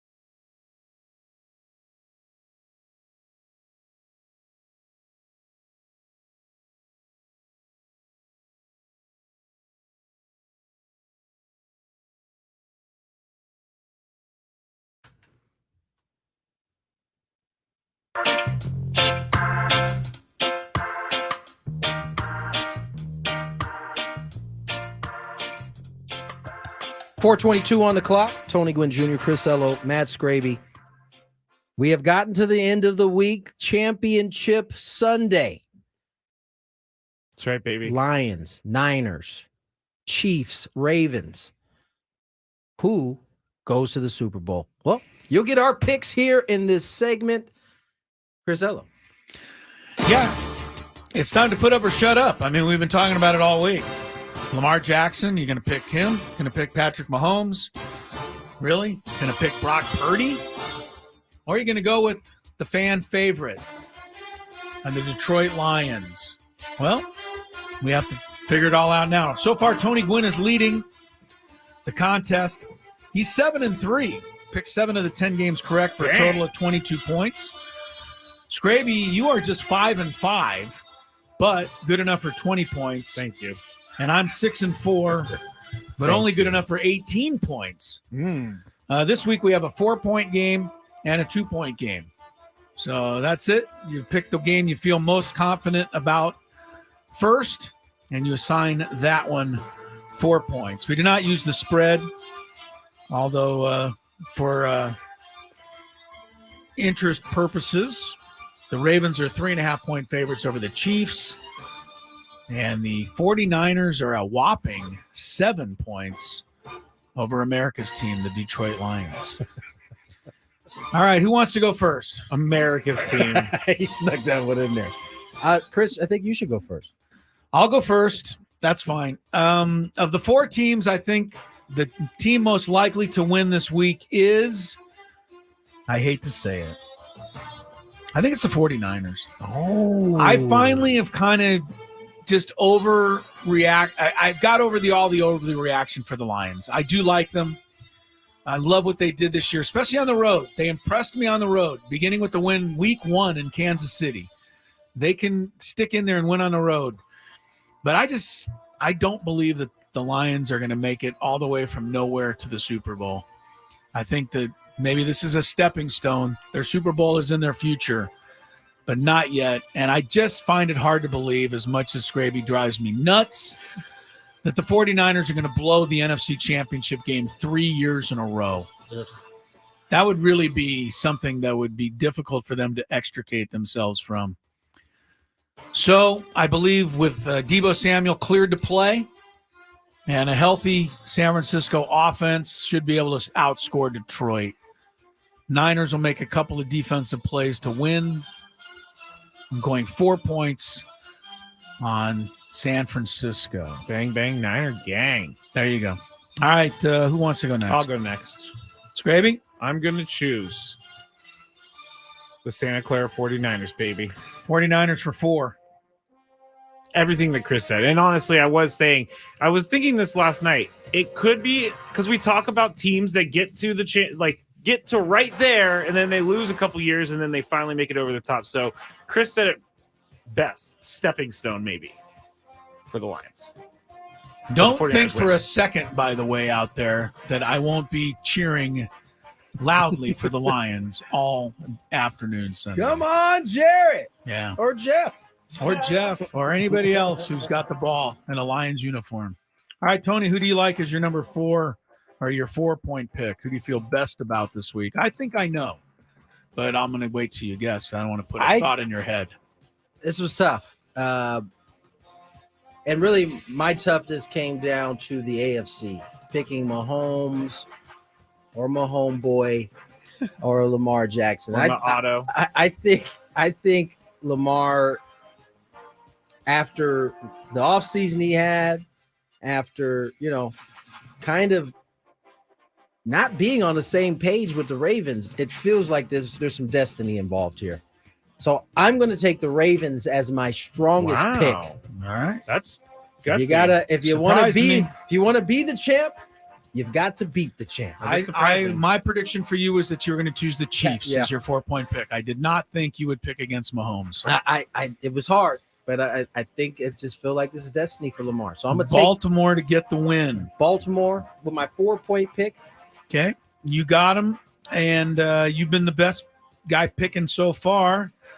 All right, so now we have to pick the other game, and it's worth 2 points. And for me, it's the Baltimore-Kansas City game. I'm going to say what I said yesterday about this. You are an idiot out there if you bet money against Patrick Mahomes. Yeah. You just are. I mean, you might win in the end, and you can write me something Monday and say, hey, Chris, I made $20,000 because I bet on the Ravens. You might win. That doesn't remove the fact that you're stupid for betting against Patrick Mahomes. It's not a smart bet. This guy is as good of a winner as there is out there. But I just can't pick him this week. I got to take Baltimore. I think they're the better team. I think the Chiefs lucked out a little bit. Miami was torn apart by injuries. So was Buffalo. This week they're going to meet a healthy team that's got everything rolling. And I think Baltimore's run game is going to run down Kansas City's throat. I'll take Baltimore for my 2-point pick, but I certainly don't feel great about picking against my homeboy. Skraby. Ravens win. I think it's Lamar's time. I think that Patrick Mahomes is obviously going to be motivated. He's going to make this AFC Championship again. He's probably going to play in a couple more Super Bowls, but I think it's Lamar's turn. So Ravens win. Ravens win. Leaves Tony for the Lions-Niners game. And give me the upset, baby. That a boy. Lions. You just threw away the entire playoff picks. No, that's my 2-point pick. It's his 2-point pick. And he could also be correct. And it's not impossible. Correct, Skraby. It's not impossible that he could be correct. You better hope not, because your Monday will be a lot more miserable than mine. What's your reasoning for taking the Lions? What do you see here? Where can they win it? I think they're going to protect Goff well, and I think that secondary for the 49ers can be exposed. I think that's their weakest part of their team. Number 20, throw it number 20 is that secondary. Thomas. I think the Lions, as Brett Sableski said earlier this week, have the best offensive line in football, and I think it's going to play a huge part because, to me, I think Detroit can get a few stops against the Niners. What about their 338 yards a game they give up in the air? I will prove it, Brock Purdy. You're right. Let's see if you are truly the third best quarterback. Right? That's what Wait, is that how badly you had him ranked, Skraby? You had him behind 2 quarterbacks? Yes, I had him behind. Yes, I had him behind Lamar Jackson. You kind of threw him for I was like, what? I thought you had him as the top-rated quarterback in all of football. Well, look at it. What statistically he was number 1 and this, that, and the other. I'm going to take. I'm just going to actually turn off my phone on Sunday if they lose because I have a feeling I'm going to be getting a lot of heat. I don't think you should turn off your phone. I think you should turn off your DMs. That's what you should turn off. Someone called in the other day, or actually, no, they won the prize. And before they got off the phone, they said, Skraby, I need to tell you something. And I was like, oh, gosh, what's about to happen? He said, my Lions are going to kick your Niners. There you go. I was like, all right. He said he's going to call back in. I believe his name was Luis. If the Lions win, I told him he can call back in and he can gloat on the air. I will say this. The Michigan area football fan is feeling themselves these days. Yes, they are. After the Wolverines. And you know and what? now what the Lions are doing. They have had so much bad sports luck. Have at it. They have. City of Detroit. Yeah. I think I think that's going to come crumbling down, but I'm hoping that the Lions can find a way on Sunday. All right, there's our picks. We got it in the bank. Brandon on the chat says, Elo finally does the Skraby impersonation instead of the other way around. I missed it. What was my impersonation? He did your Brock Tony Purdy Romo rankings. No, I did his Brock Purdy rankings. Yes. Yeah, well, he led the league in this, that, and the other category. I missed that. That is not how my That's voice exactly sounds. it. Although that's as close as any of the impressions you do of me. Although my SD fat loss, like they call it a donut. You sound just like that. Yeah, I do, because Chris, they must have sped up my spot or something. Like is that right? I sound like a I'm Martian. Yeah, my brother sound like said you inhaled helium. Yeah, my brother said over under 12 and a half balloons of helium before you recorded that spot. And I said over because it sounds awful. Ah, boy. All right. Careful. Let's get to break. Skraby's back on the stage once again. A big 5, Skrabe? Oh, yeah. Big 5 coming up. Yep. Completely not ready for that. There was a trade proposal that I found out there for the Padres. And wait. Yeah. When you say there was a trade proposal, it was like an idea. Okay. Like so it was an things. idea. It wasn't actually a proposal. Yeah. And also, we're going to be talking about the grass of the Super Bowl. And the Washington Nationals unveiled some new uniforms. Jesse Agler pointed out to something to me that I didn't see. And I'll tell you, and I'll show you the pictures when we get back on 97.3 The Fan. Gwynn and Chris on The Fan. You know, I was taught growing up, Tony, put your eyes on the target and then don't take your eyes ever off the target. And guess what?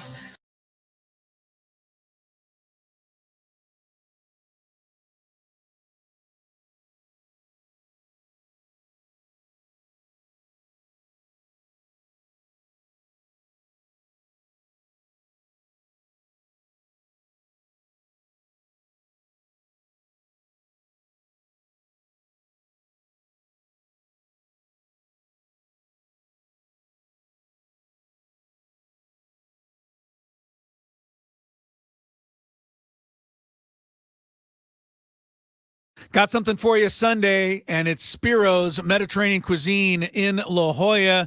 They are hosting the viewing party for the NFL playoff games right there on the beautiful patio at the corner of Prospect and Fay. You can enjoy a wonderful atmosphere for the championship games and enjoy their great Mediterranean food like Euro flatbread, Euro tacos, and the standard football game day food like loaded potato skins and sliders. Family owned and operated for 25 years. Spiro's has become my go-to for great Mediterranean cuisine. Don't forget the location in Coronado as well, right down there in Coronado near the ferry landing. It is Spiro's. All of the recipes have been passed down through the years from Spiro's mother, grandmother, right on down to the great Mediterranean cuisine that you and I enjoy today. Spiro's, S-P-I-R-O-S, La Jolla, Coronado. And if you need somebody to cater your big event or you're looking for dining or takeout options, visit spiroscuisine.com.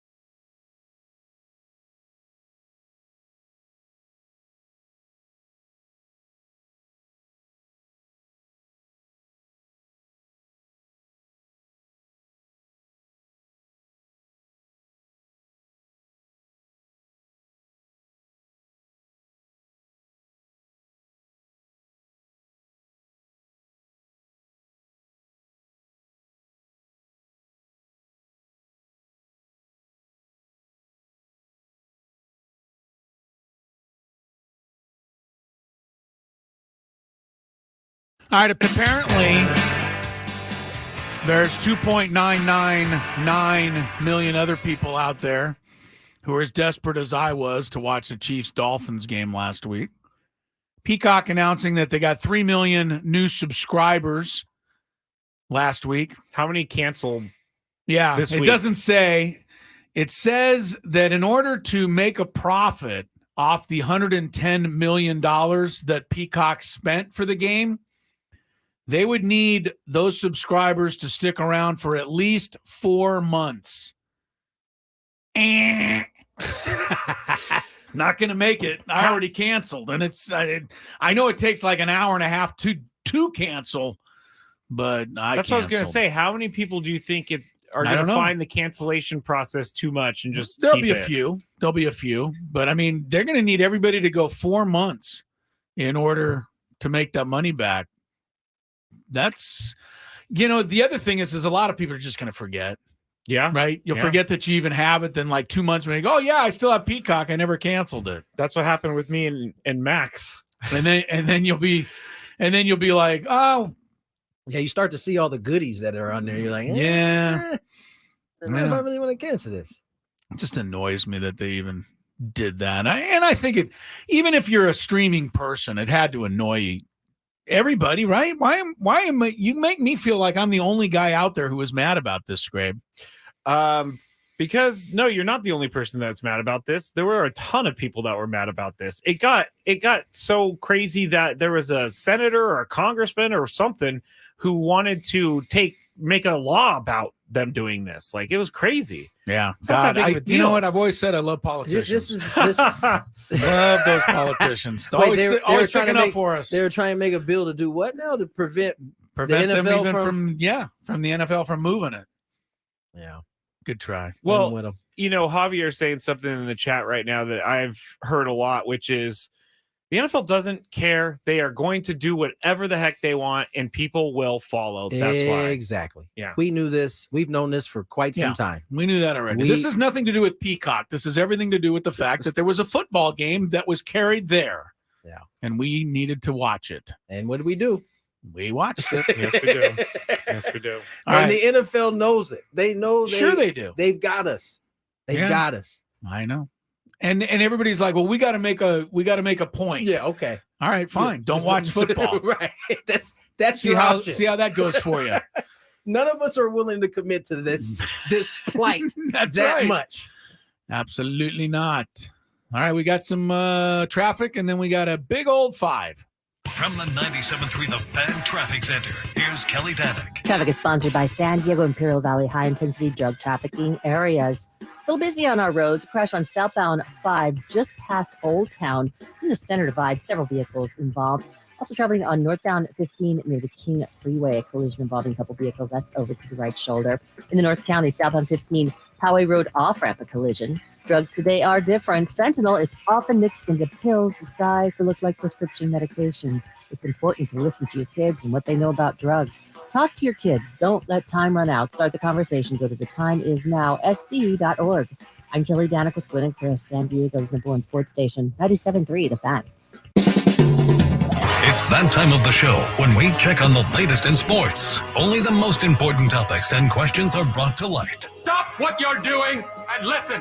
These news stories will astound and amaze you. The one, the only.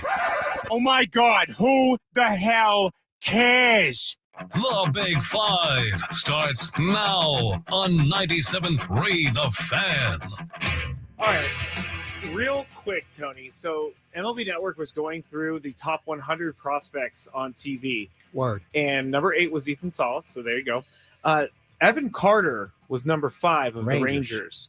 How is Evan Carter a prospect when he played 23 regular season games in the entire playoffs? Because he played 23 you know how many games are on the regular season? 162. One for every Bobby Cox ejection, by the way.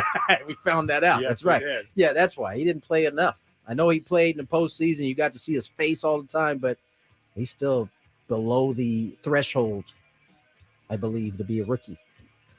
All right. You got to have a certain number of bats to qualify or to, I guess, not qualify as a rookie. I don't know that he reached it. Is this? And do you agree that it's different in this day and age now, Tony, in the sense that young players are way more ready than they ever were before once they come to the big leagues? I mean, like, to me, a good example of that is Arozarena, who was on the playoff roster in 2020 for Tampa Bay and hit like 10 home runs? I think and they really hadn't even been a player in Major League Baseball yet, and he was already doing that. I think there are some unique cases. I think all in all, I would say no. I would say that players are less ready than they were in the past. But really, you bring a guy like Arozarena, and that is, remember, he played in Mexico. I mean, he's playing in like grown man leagues at that point, doing all of that. So he's a little bit different.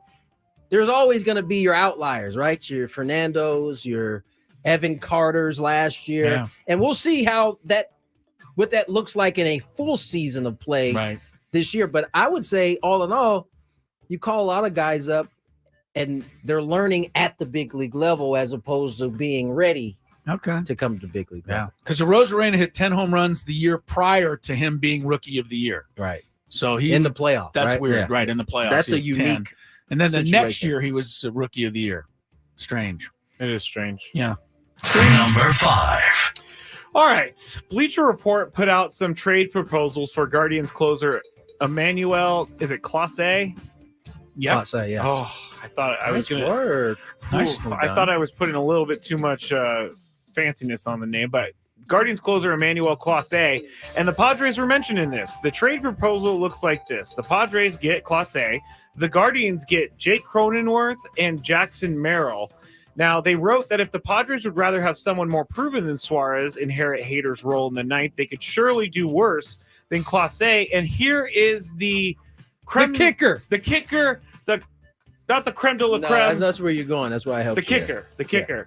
Clase will only earn $2.9 million this season, which would not cut into the cost-cutting mission of the Padres, according to the Bleacher Report article. So, Chris, would you make this trade? Nope.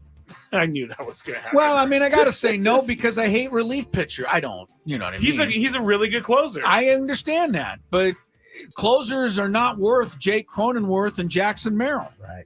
Too much for a closer. I you know what? No, absolutely not. Especially when I got 3 candidates already lined up to close, and I could go 0 for 3, but I'm not going to trade Jake Cronenworth and Jackson Merrill when I've already got something lined up in that spot. Yeah. So this is really a dumb proposal. I thought the same thing when I Who read made it. Bleacher Report. Oh. Tony, should I even ask? Sure. Would you make this trade? Invites him into the answer trap. is no. Right? The answer is hated it in terms of the deal. The deal. Chris is absolutely right. Especially when you already have 3 closers on your roster, as it is right now. You're going to add a 4th and give up your one and that might be only left-handed bat right now. Yeah, this is not a good deal at all. Number 4. If you haven't signed up for the Jesse Agler newsletter, you should definitely go and sign up right now. Just go to his social media or his X account, because he wrote today about a question he got from a fan, and the gist was this: with a sped up spring training and teams being out of their normal routine, how do the players and coaches feel about playing these international games? So basically, Tony, do you think this is player friendly, these international games? I mean, I don't know. First of all, it's a privilege to be featured in one of these games. Typically we've seen the Dodgers do this. They played Arizona over there. Padres haven't been, lucky enough to get this nod. So, I mean, listen, I understand the question, especially after last year, right? The WBC seemed to kind of have everybody off to a slow start. I still think I don't know if this is player friendly or not. You're traveling across the sea and losing a day and gaining a day. I don't know if it's player friendly, but I don't think that players are down on going. Yeah. Especially Hassan Kemp. The other team has to go through the same exact thing. Now, what effect will it have when you come back? Remember, the Padres pretty much aren't in spring training. They come back to San Diego and won't have their third regular season game until probably like that more until the 30th. So you get another like a week to kind of readjust back to, United States. Chris, is this a player-friendly thing? Absolutely International not. games. Absolutely not. You're flying how many hours? 17 hours 12. to play 2 baseball games? We've been over this. We've had anywhere from 12 to 20. I believe it's 12, 13 or something. We have given out so many. Remember I additional said durations. 17, Tony, when that clock winds into another hour. Remember I You're said still 13 not there yet. when you're at hour 17. Sorry, though, man. I've flown. I've been to Fiji, or Bali, and I've been to Hong Kong. Ooh. I don't know exactly where Korea is, but it's out there. I don't know exactly. I don't Hong Kong is compare to further. those two. Hong Kong, I believe, is a little bit further. Just a Man. little bit, though. The longest 2 days of my life, except for the 2 days I took to come home from those trips. No, I don't think it's player friendly at all. I think it's a hang with them as a player. I don't think it's exciting, I guess, to be part of it, but I think it's an awful long way to go to play 2 games. The nice thing would be is if you're 2-0 and you can be in first place for a week and a half before the season starts. That There you would be go. nice. That would be sweet, but it's not going to be easy against the Dodgers. Chris, when you did your trips, they're not taking the Titanic. They're actually taking planes. So it's going to be a little bit, faster. Oh, wait a minute. You turned back time there, not me. I saw your eyes. They're I didn't twinkling do it. about your time on the Titanic. One of the survivors. Yes. Me and the unsinkable Molly Brown. Yeah, you were the guy who left. Anyway, I'm going to move on. The 49ers announced on yesterday, that they've reached a 10-year naming rights extension with Levi's that will keep the company's name on the stadium through the 2043 season. The deal got done even though the two sides still had 10 years remaining on a 20-year, $220 million deal they agreed to back in July of 2013. So, Chris, it's obviously worth it for the companies to put their name on the stadium, but do you feel like it works for you? No. I don't think any advertising works for me. Okay. Although I'm sure in some way, shape, or form it does. Like when you go into the supermarket, do you really buy one brand over the other because you saw a commercial for it? I think Maybe. sometimes you buy something just because it's been advertised and you think that legitimizes it. But I don't know that I would buy a Qualcomm product or a Snapdragon product just because the name's on the stadium. They probably would tell me differently and say that they get a lot out of it.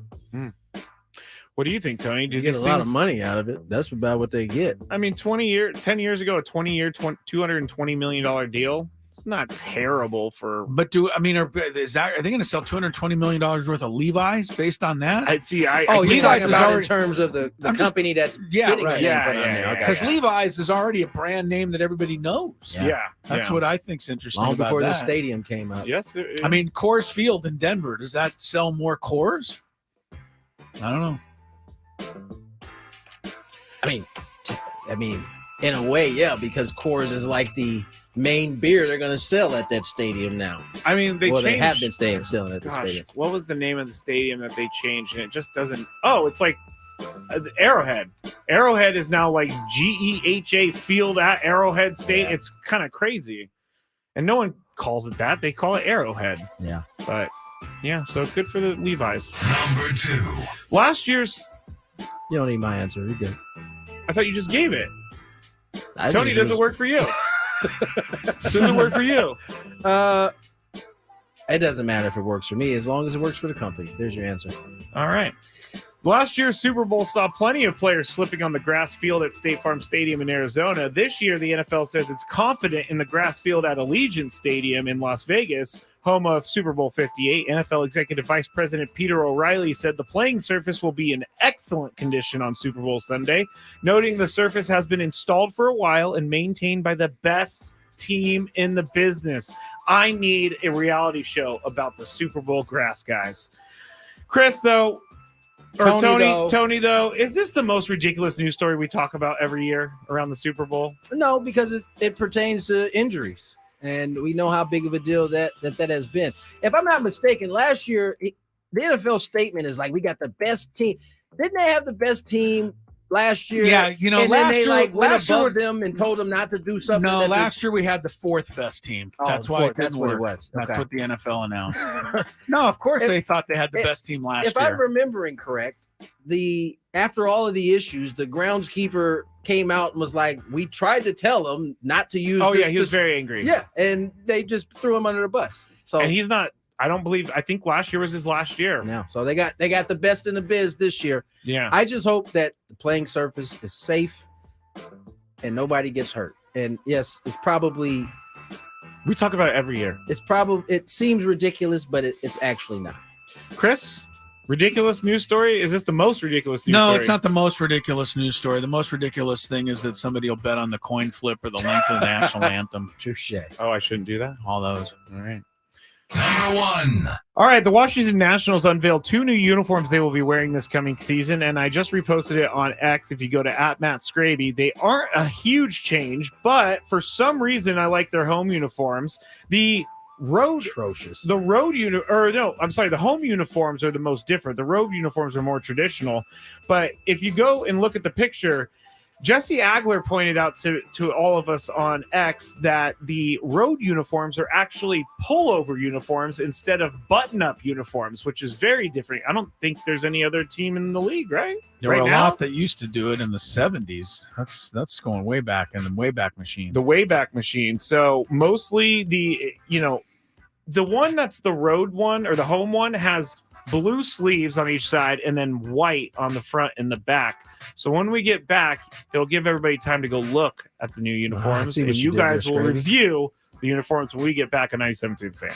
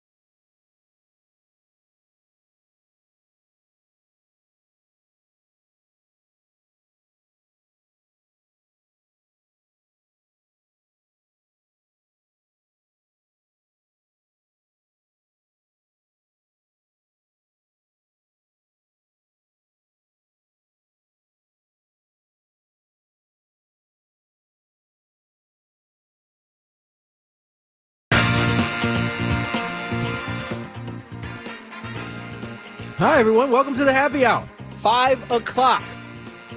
With you for another hour, and then that's right. Skraby Chronicles follows, and then the weekend begins for you. That's right.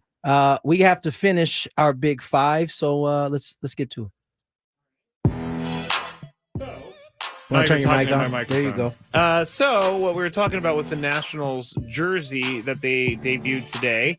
I retweeted it on my account at Matt Skraby if you want to see it. But let me do a better job of explaining these jerseys because I was strapped for time. But the home jersey is the pullover one with no buttons on it. And on the left chest, it has a big W and it has the Capitol building silhouette in the background with 2 stars next to it. Now, the front and the back are white, but the sleeves are dark blue. And then the away uniforms are gray, and they have Washington across the chest. I think the the road uniforms look pretty good. The more I look at the home uniforms, the more I think they're not that great. On the chat, we had some people give their reviews, and for the most part, really good. Nationals hat is dope, they said. I like the gray unis. Whites look like a dressed T-shirt, and I think that's true. So I believe it was Chris. Do you like them? Hate them. Hated them. Well, visiting ones are fine. The home ones are Harry High School. Yes. And I would expect no better than a softball Thursday night co-ed team to be wearing a white jersey with blue sleeves. It looks crappy, and the pullover looks really, really cheap. Like you couldn't afford the buttons.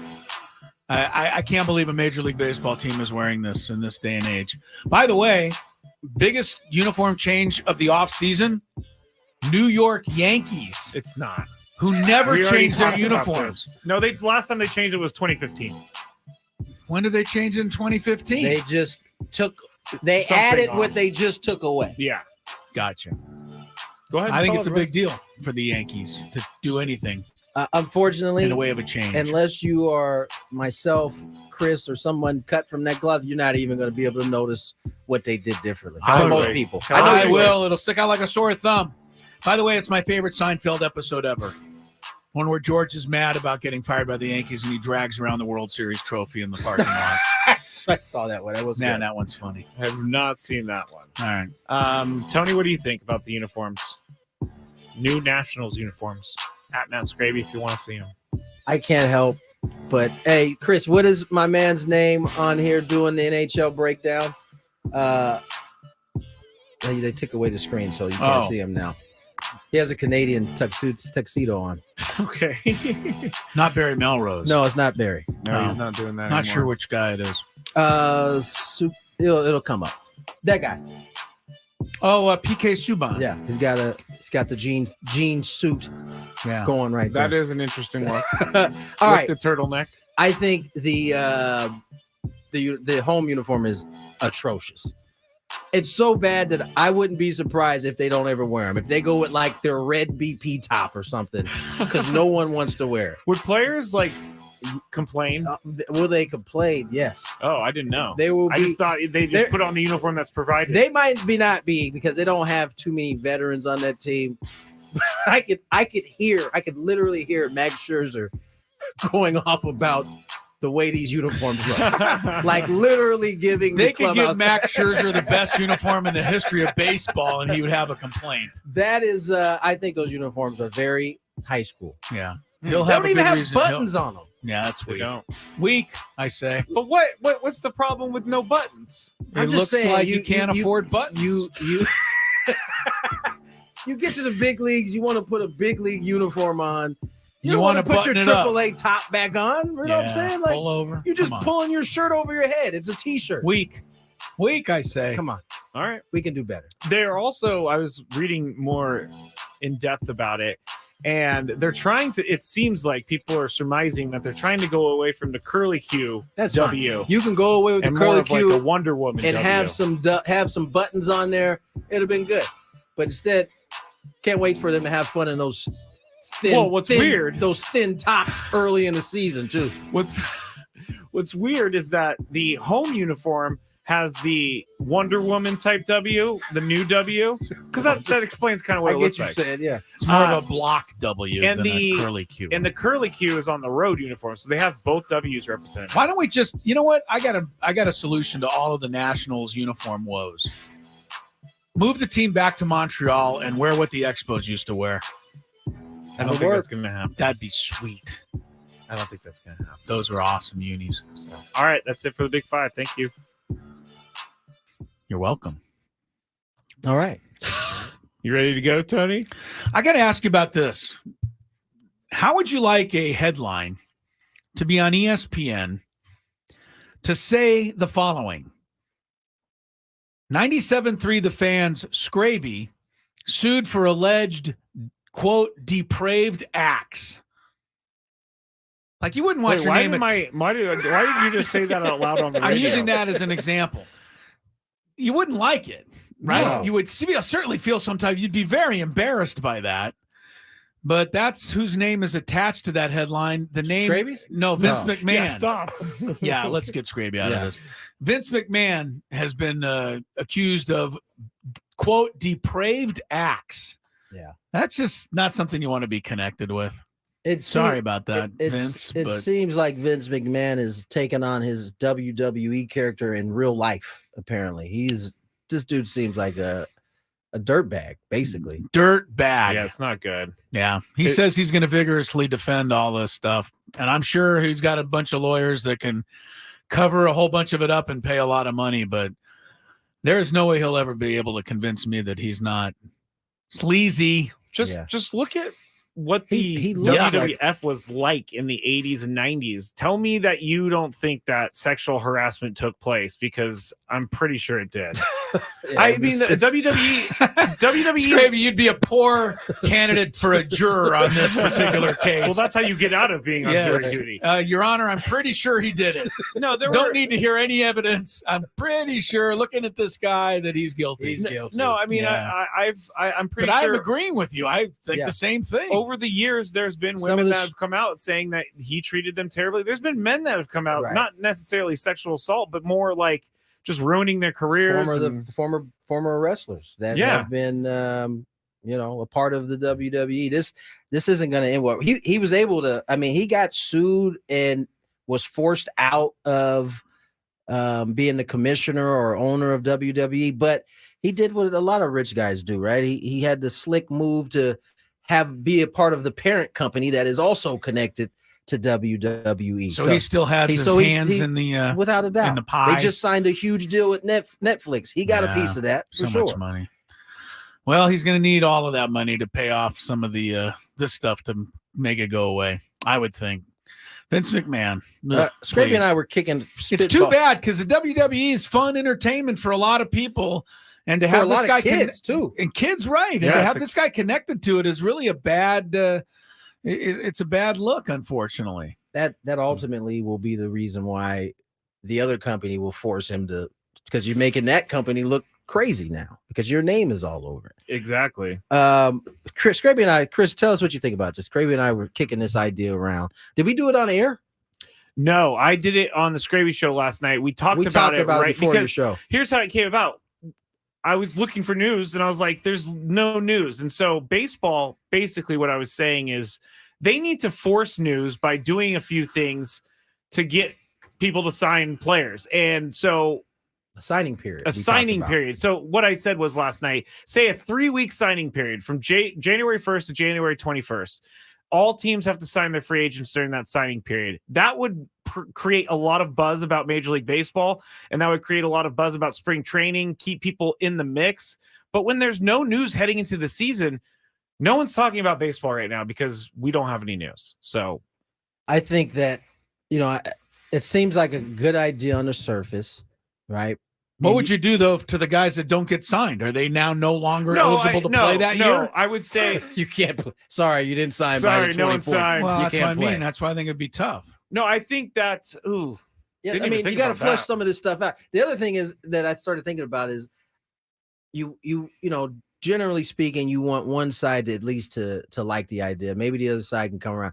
I'm not sure that either side might like the idea.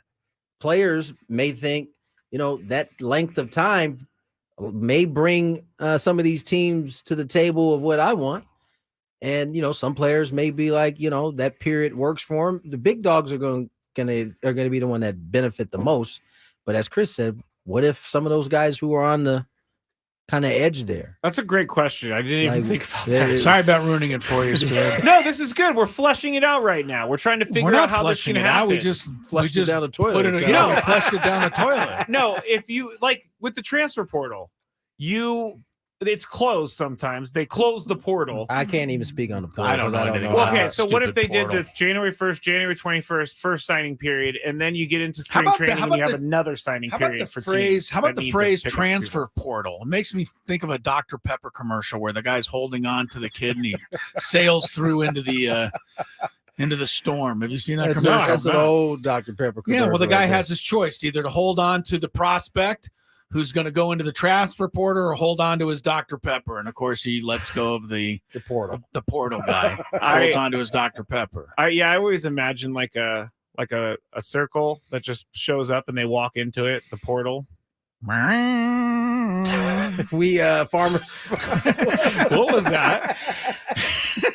Welcome to the happy hours, ladies and gentlemen. It was a Friday night happy hour. Here, real quick before we go, Farmers Insurance, a question from the chat. Is this no news thing a media problem or a baseball problem?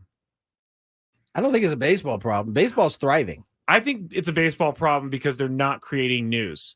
But how is it hurting them? Because we just don't have nothing to talk about. It hurts us. Oh, it definitely hurts us. But how is it hurting baseball? I would say that they're missing opportunities to market their players, market their teams, get people excited about their seasons, sell more merchandise. It's almost like okay, we're cool with what we got. The season still doesn't start until, people don't, outside of the maniacs in terms of fandom, right? Mm-hmm. People don't tune in to spring training like that. I mean, some people will go and enjoy the experience, but most people, it's opening day is the day that they start locking into the season. And so, I mean, I don't know. Maybe there's something to wanting to keep baseball in the news when it's not their season because the other sports do it so well.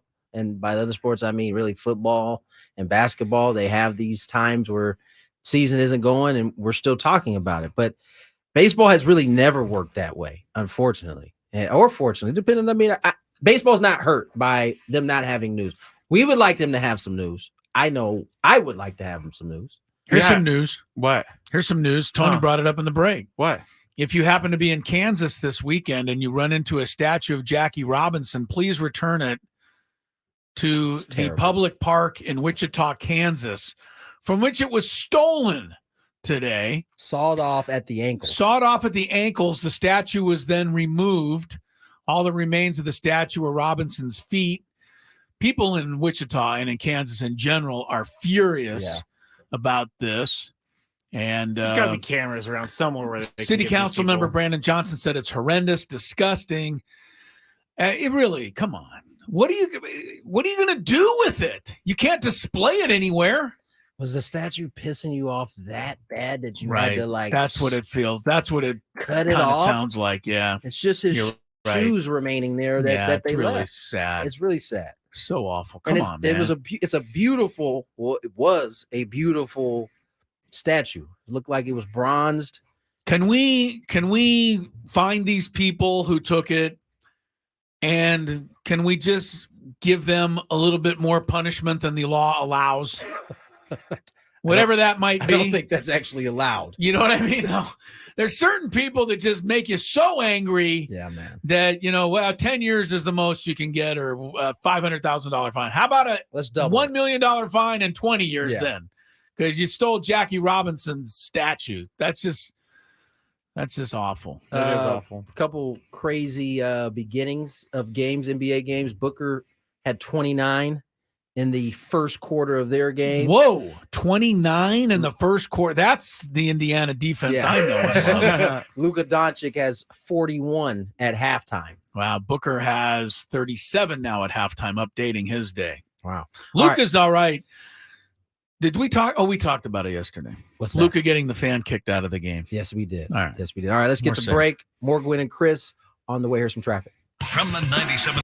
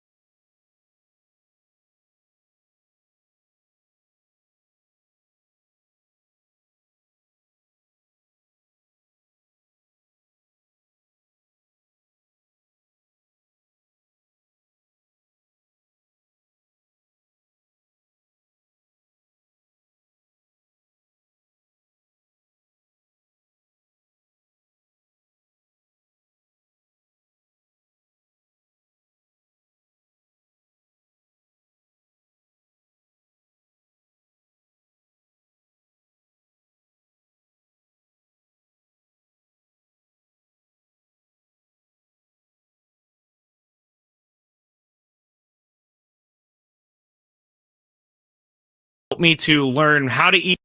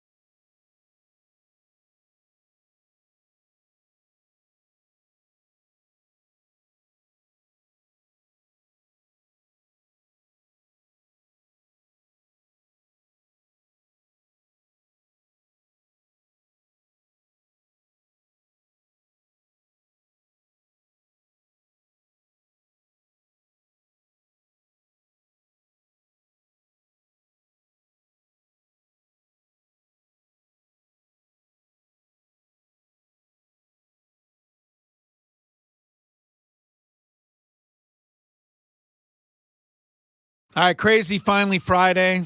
Final couple of segments of Gwynn and Chris before we turn it over to the Skraby Chronicles. Matt Skraby's got his hour of complaining coming up at 6 o'clock tonight. I try not to complain, remember. I'm sure you do, though. You try not to. All right, I paid good money for this, guys, so I'm going to pass along this question to you. Who does ESPN Plus peg as the 5 breakout teams in Major League Baseball for 2024? I paid for this, too. I didn't see this. All right. Teams that obviously did not do great last year, that they are saying are the top 5 breakout teams for 2024. I'll give you a hint ahead of time. The Padres are not one of the 5, and I would think they qualify in this category as a team that didn't make the playoffs last year that could conceivably bounce back, but the Padres are not one of the 5. Skraby, you want to take a stab at one of the 5? Teams that stunk last year that are candidates to break out this year, according to, our friends at the very rich ESPN Plus. Very rich. Yes, they have my $6 every single month. How about breakout? I'll tell you, when almost all these teams finished in last place last year, and they're thinking they're going to break out this year. What about the Marlins? Marlins are not one of the 5. I don't think they finished last year. What about the can't be the Nationals? Nationals are one of them. Nationals breakout. Their uniforms alone are going to keep them from breaking out. Fair enough. Washington did go from 55 wins 2 years ago to 71 last year. So they went plus 16 last year. Wow, I didn't realize that. If they gain like that again, then you'd have to consider them a breakout candidate. You can get me to buy that CJ Abrams as a breakout season this year. Okay. Help me win a fantasy championship. Nationals are one of the teams. They're number 4. How many American League? How many National? 1 American, 4 National. Oh, wow. I got one from the chat. Cardinals. Number 5 on the breakout list. Don't forget last year they finished with only 71 wins. The Cardinals had the same record last year as the Nationals. You could win a couple bar bets on that. Well, we know who's not on that list. 71 and Rockies 91 are not on that list. Rockies are not breaking out. Are not breaking out. They don't have the Rockies as a breakout. What about the from the chat, the Royals? Royals, no. I would have expected though. They've top had a lot 3. of Detroit. No. Top 3 are in order. White Sox. All right, you're just throwing darts now. Pirates Las Vegas are number 51. 3. Pirates number 3. Oh yeah. They started off good last year. Pirates finished with 76 wins last year.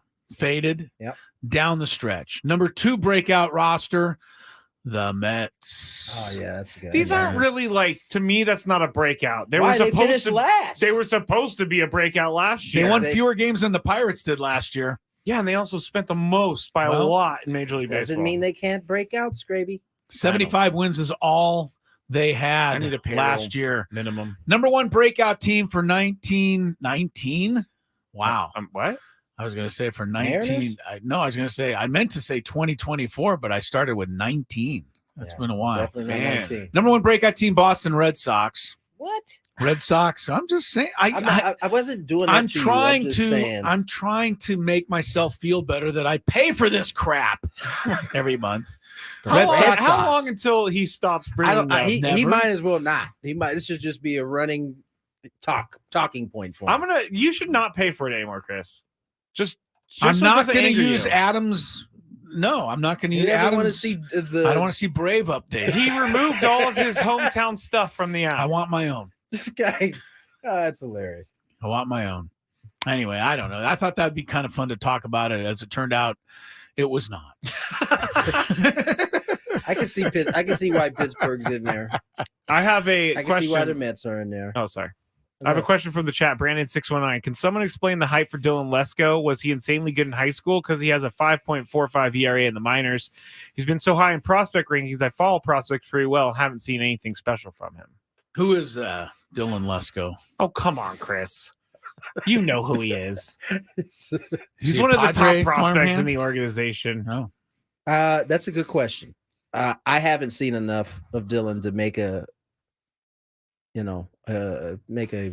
We'll see a lot here in spring training. Let me guess. He's got a really high spin rate, and he's got a 90 some odd plus mile per hour fastball, Judgment is the word I was looking for. And I've seen a million of these guys, and some of them turn out and some of them don't. It's tough. But they get rated as high prospects because they've got the stuff to be outstanding. There are, in my opinion, there are few that you can just watch and be like, oh yeah, this guy is going to be legit. There are very few like that. Most of them, you got to see how they react when they get to the big leagues to actually know what type of player you're going to get ultimately. Because, getting hits or getting outs in AAA and AA and A-ball is one thing, but then can you come up here? Can you adjust with the big leagues? Can you adjust multiple times at the big league level? Do you get overwhelmed? Is the moment too? There's just so many unanswered questions, even for the prospects that come up. I've always had an ill feeling for people with high preordained ceilings, because I think those people get and because I wasn't one of those. I had no fastball, no spin rate, no anything. I just think I got people out, which I thought was the idea. But it felt like other guys that had better stuff than me got way more chances than I did, and that's just how it works. So I've always had a little bit of a thing for the underdog guy in that category. Guys that really just know how to pitch. MLB Pipeline is I'm reading about the article when he was drafted by the Padres, and they said that he has the when was this written? 2022. I'll go back and check, but Dylan Lesko boasts an exceptional changeup, the best in the draft, is what they're saying. Wow. So that's what they're saying, but you got to take it with a grain of salt. Yeah. Yeah, it was 2022 they drafted him. If you would have said he has like an explosive fastball, like he has a plus fastball. Well, there you go. That's good. Plus Don't leave that fastball, part. and one of the great changeups in baseball history. That's not what I said, Chris. They're turning him in. Who's got the best? Who's a great changeup artist right now? Yeah, Devin Williams. Oh, Devin Williams. Doesn't Josh Hader have a good changeup? No. I thought he did. Blake Snell, hit and miss. Changeup he would tell you that that's his best pitch. Yeah, but he was without it for an entire season. He put it in timeout for Put a it season. in timeout. We got a battle going on, as Tony mentioned earlier, between Luka Doncic of Dallas, Devin Booker of Phoenix. Are they playing against each other in this? No, they're playing in separate games, but they're both midway through the third quarter. Doncic has 46 against the Hawks. Booker has 44 against the Pacers. I better have him in my lineup. Going to have a couple of 60-point nights again in the NBA, it looks like, as those two go head-to-head. We take a break. We got our interview of the week coming up. Skraby's still trying to figure out who that is. Stick around to find out what he comes up with. Ben and Woods on the Fan. What direction do Padres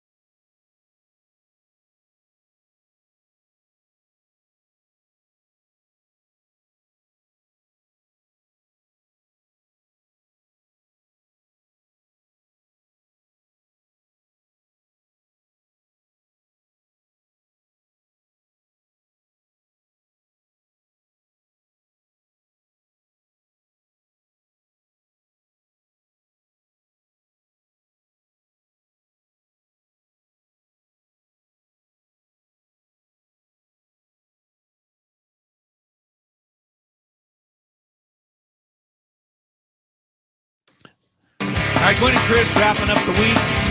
Finally a Friday. Real quick before we get to our interview of the week, Skraby. NFL Comeback Player of the Year. Finalists were announced today. Damar Hamlin, number 1. Damar Hamlin. You're just going straight there? That's the one I know is in there. He's in it. He's certainly up for it. Damar Hamlin played in 3 games this year. But Joe Flacco, who is another candidate, said on a CBS Sports radio show today, there is no doubt that Damar Hamlin deserves this award. The other 3 finalists are Baker Mayfield, Matthew Stafford, and Tua Tagovailoa. Baker Mayfield's an interesting one because he was cast off. Yes, he was. So, I mean, the other people deserve mention, but yeah, it's kind of hard to beat out Damar Hamlin for this award. Although I didn't realize he only played in 3 games. I knew he had lost his starting job at safety, but yeah, because he was already filling in to begin with when he was in that game when he last got year. in that injury. Yeah, not even an injury, I guess. All right, don't forget the NFL championship games are right here on 97.3 The Fan. Sunday, all the excitement starts at 12 o'clock. Kansas City at Baltimore. At 3:30, Detroit and San Francisco. Both Skraby and I are picking the 49ers and the Ravens to win. Tony is picking the Lions and the Ravens to win. I think the most intriguing thing about that is that none of the 3 of us are going with the Chiefs. That is kind of strange. The unbeatable Patrick Mahomes. That is interesting because we should be taking the Chiefs, I think.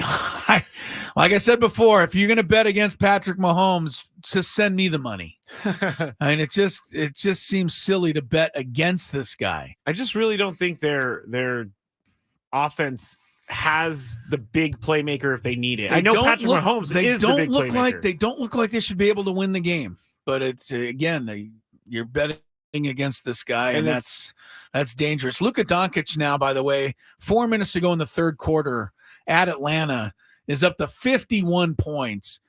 Get this, Skrabe, 19 of 24 shooting. That's pretty good. Yeah, 7 of 10 from the arc. Well, there you go. And along with his 51 points, he's got 8 rebounds and 5 assists. Big night for Luka. All right. He's feeding off of the fan. Traffic, and then our interview of the week focuses on baseball and our friend AJ Cassavell. From the 97.3 The Fan Traffic Center, here's Kelly Tannick. Traffic is brought to you by San Diego Mojo. We still have a few problems here. Crash has been moved over to the right shoulder, eastbound 8 before the 805. Also collision on northbound 125 before Grossmont. That is over to the right shoulder. Traveling on eastbound 905 past Siempre Viva. Collision involving a couple cars there over to the right shoulder. And stalled vehicle partially blocking the Palomar Airport Road off-ramp of southbound 5. Get ready because the San Diego Mojo Pro Women's Indoor Volleyball team is taking professional sports to a whole new level.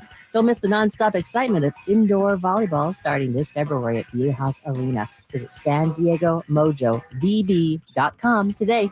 I'm Kelly Danik with Gwynn and Chris, San Diego's #1 sports station, 97.3 The Fan. AJ, how are you? Your off season is coming to an end here quickly.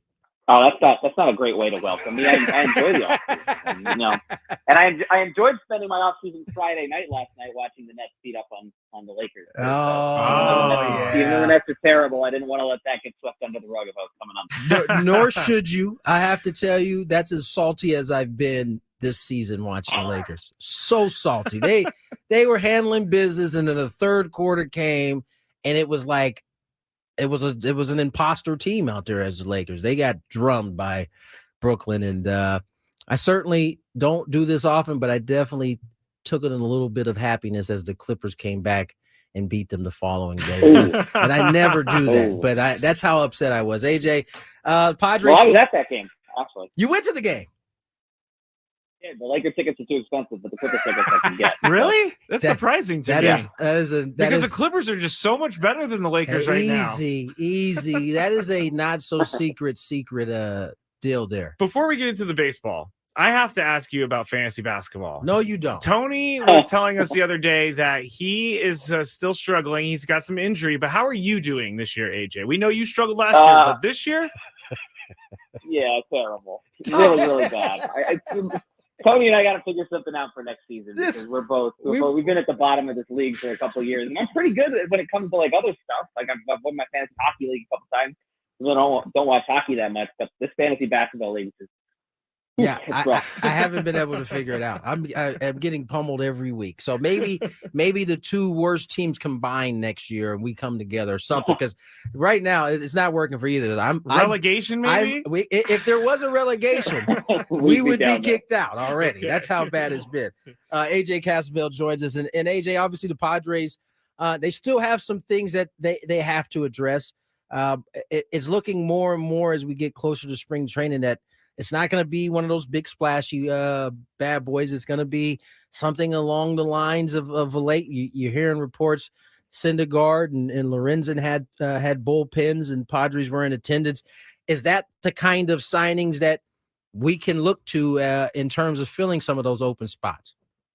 I think maybe for a signing, that would probably be the level. I still think it's possible there's some version of a trade out there that comes to fruition. Maybe that's not necessarily any reporting on my front. That's just kind of knowing the way AJ Preller operates, the way he goes about getting his guys. But yeah, I think at this point where the Padres are and kind of what they've shown so far this offseason, there are still plenty of holes on this roster in the outfield and the rotation. Maybe the way they go about getting those guys is in some bargain buy low signings like that. And on the pitching side of things, especially, they've proven that they can take those guys and turn them into real legitimate options. So we'll see kind of where that fits in with what they're trying to do. Talking to AJ Cassavell of MLB.com here on Gwynn and Chris. And AJ, we weren't talking about this yesterday. I was talking about this on Twitter this morning and I got crushed for it. But have you heard anything about the Padres? And let me just get this out of the way. I am not saying that the Padres should sign Clayton Kershaw. I just asked the question. But do you think that the tire kicker, AJ Preller, should kick some tires on Clayton Kershaw? Well, I think the tire kicker AJ Preller probably kick tires on every free agent available. Okay. He's Kershaw. I think maybe given the injuries he's dealt with, depending on like what he'd be asking for and where you'd be, where the Padres would kind of be with their rotation. I think they might need just a little bit more certainty in terms of what they're getting innings wise from a starting pitcher. Obviously, Clayton Kershaw is maybe the best pitcher of this generation and everything, but he's not that guy right now. And you want the innings in a rotation that doesn't have a lot of guarantees right now. I mean, even Yu Darvish and Joe Musgrove, who are, as far as we know, healthy and going to embark on a regular spring training, they're coming off injuries last season. And so when you're trying to find guys, if you're trying to find guys on bargain deals, I think you're looking for guys who can be guaranteed a little bit more innings than that. AJ Cassavell joins us here, MLB.com. And AJ, we often spend our time talking about who they don't have on this roster. Well, what they do have on this roster is the likes of Xander Bogaerts, of Fernando Tatis Jr., and probably most importantly, Manny Machado. Now, he's going to be coming into this season having had elbow surgery, but he's also due for a bounce back season in regards how big of a season a bounce back season, I should say, have in terms of where this Padre team can go. Yeah, he's obviously critical, and I've been kind of going around position by position on this roster, writing about each spot. And third base was the one I did last week, and it was just probably the simplest one because he's the guy. He's entrenched there for a long time, and you kind of know you're going to get. You know what you're going to get in terms of the effort and what he's going to bring to the table, and the fact that he's going to try as hard as he can to play every single day. Yeah. If he's healthy, I expect him to be back in that MVP discussion like he's been basically the last couple seasons when he has been healthy. And so I just think that after the way last season went, after maybe some of the blame that he got for whatever chemistry issues were going on in the Padres clubhouse, and I think there was plenty of blame to go around, and I know Machado's status as the highest paid player and whatnot puts him in the spotlight, but maybe some of it fell a little too squarely on him. I think there's going to be so much incentive for a guy like Manny Machado to use as motivation for turning things around next season when he already doesn't need much of it to kind of get to what we've seen at an MVP level when we've seen him at an MVP level before. And so I think he's the kind of guy that uses that stuff and will probably use some of the to talk about the Padres this offseason. They were obviously so nationally relevant last year. This year, it feels like nationally they're an afterthought. And Manny Machado's the kind of guy that internalizes that and uses it to drive him. And so, if I'm guessing, I would say that he's right back in that upper echelon of player, all MLB, maybe back in the MVP discussion this season. Well, that'd be a great thing for everybody involved. We're talking sure. to AJ Cassavell here of MLB.com about the Padres. And I know you are not even to spring training yet, as Tony so rudely pointed out at the beginning of this, that your offseason was almost over. And so I don't know if you have an answer for this, but how many of the guys in AAA, AA, and the minor leagues are the Padres realistically looking at having on the opening day roster? As of right now, obviously there's some spots available. Now I think those spots are going to dwindle over the next couple weeks as the Padres sign guys even at the fringes of their roster. And so I've said this a few times. I don't think the Padres want to go into the season expecting their guys at AAA, AA, the guys like Jacob Marcy, Graham Pauley, those guys to be definitive roster guys like they kind of are right now. If you're mapping out a 26-man roster based on the players the Padres have, they want those guys to have to earn their spot. And so you want to ask your high-profile younger players to earn their way onto the big league roster, whether that's in May, whether that's in June, whether that's at the start of the season if they have a really big spring. And so I don't think there's probably that many places available for those guys come the start of the season, but the Padres are probably pretty clearly banking on those guys to make a leap. And I don't know which of the guys it'll be, but you want those guys to maybe not just be on the roster because the Padres don't have anyone else. The Padres need to sign maybe 2 more outfielders, another bench guy, and if one of those guys supplants a proven major leaguer to earn that spot, then you say, hey, all the better. We got room for you on our roster and go out and contribute. You mentioned you've been writing about some of the position by position, and you've hit on the shortstop spot. Xander Bogaerts in year 2 with this Padre organization. Now, it didn't start well for him, but it certainly ended very well for him. What do you think year 2 looks like for Xander? And more importantly, possibly, is it at some point, are you having to address the defensive side of this, or are we still another year away from that? I mean, it depends on kind of how he defends this season. I think if you get what you got last season out of him, he's a perfectly capable, adequate shortstop, and then you have 3 outstanding defenders around him in the infield. Obviously, there's the question mark about whether Ha-Seong Kim should be playing shortstop. I think it's not even a question. I think Ha-Seong Kim is a better defensive shortstop than Xander Bogaerts, but Kim has proven his value enough and brings enough value at second base, and the fact that Manny Machado might open the season as a DH coming off that surgery, so Kim needs to play third. Kim's in the final year of his deal. There's just a lot of reasons why there's more stability keeping Xander there at shortstop for the time being, but that is all predicated on him kind of maintaining what he's done the last 3 seasons defensively. He's become a better defender at shortstop, and shortstops typically don't age well defensively. But since he's kind of made some adjustments to his pre-pitch routine and kind of the way he attacks the baseball defensively, he's become a decent defensive shortstop, which when you pair it with the offensive numbers that he posted, particularly in Boston, but even last season, like that's a pretty good player. And so I would agree with you. I don't think he obviously didn't have the kind of year he wanted to have in year 1 in San Diego, and he was still a 4-win player because of what he does offensively and how he pairs it with what he does defensively at shortstop. That's a hard player to find. And so if he can just he was really, really good in Boston for some of those seasons. I think 880 OPS the 5 previous seasons before coming to San Diego. I mean, even if it's somewhere around like 830, 840 next season, which I think you can expect from a guy who hits like Xander Bogaerts. You look at what he did in the second half last season. I think it was around 850. That is an extremely valuable, useful player. And the Padres, if they get what they got defensively from him last year, and like I said, it's hard for shortstops defensively when they kind of creep into their 30s. But if they get that'll be a really solid season from him.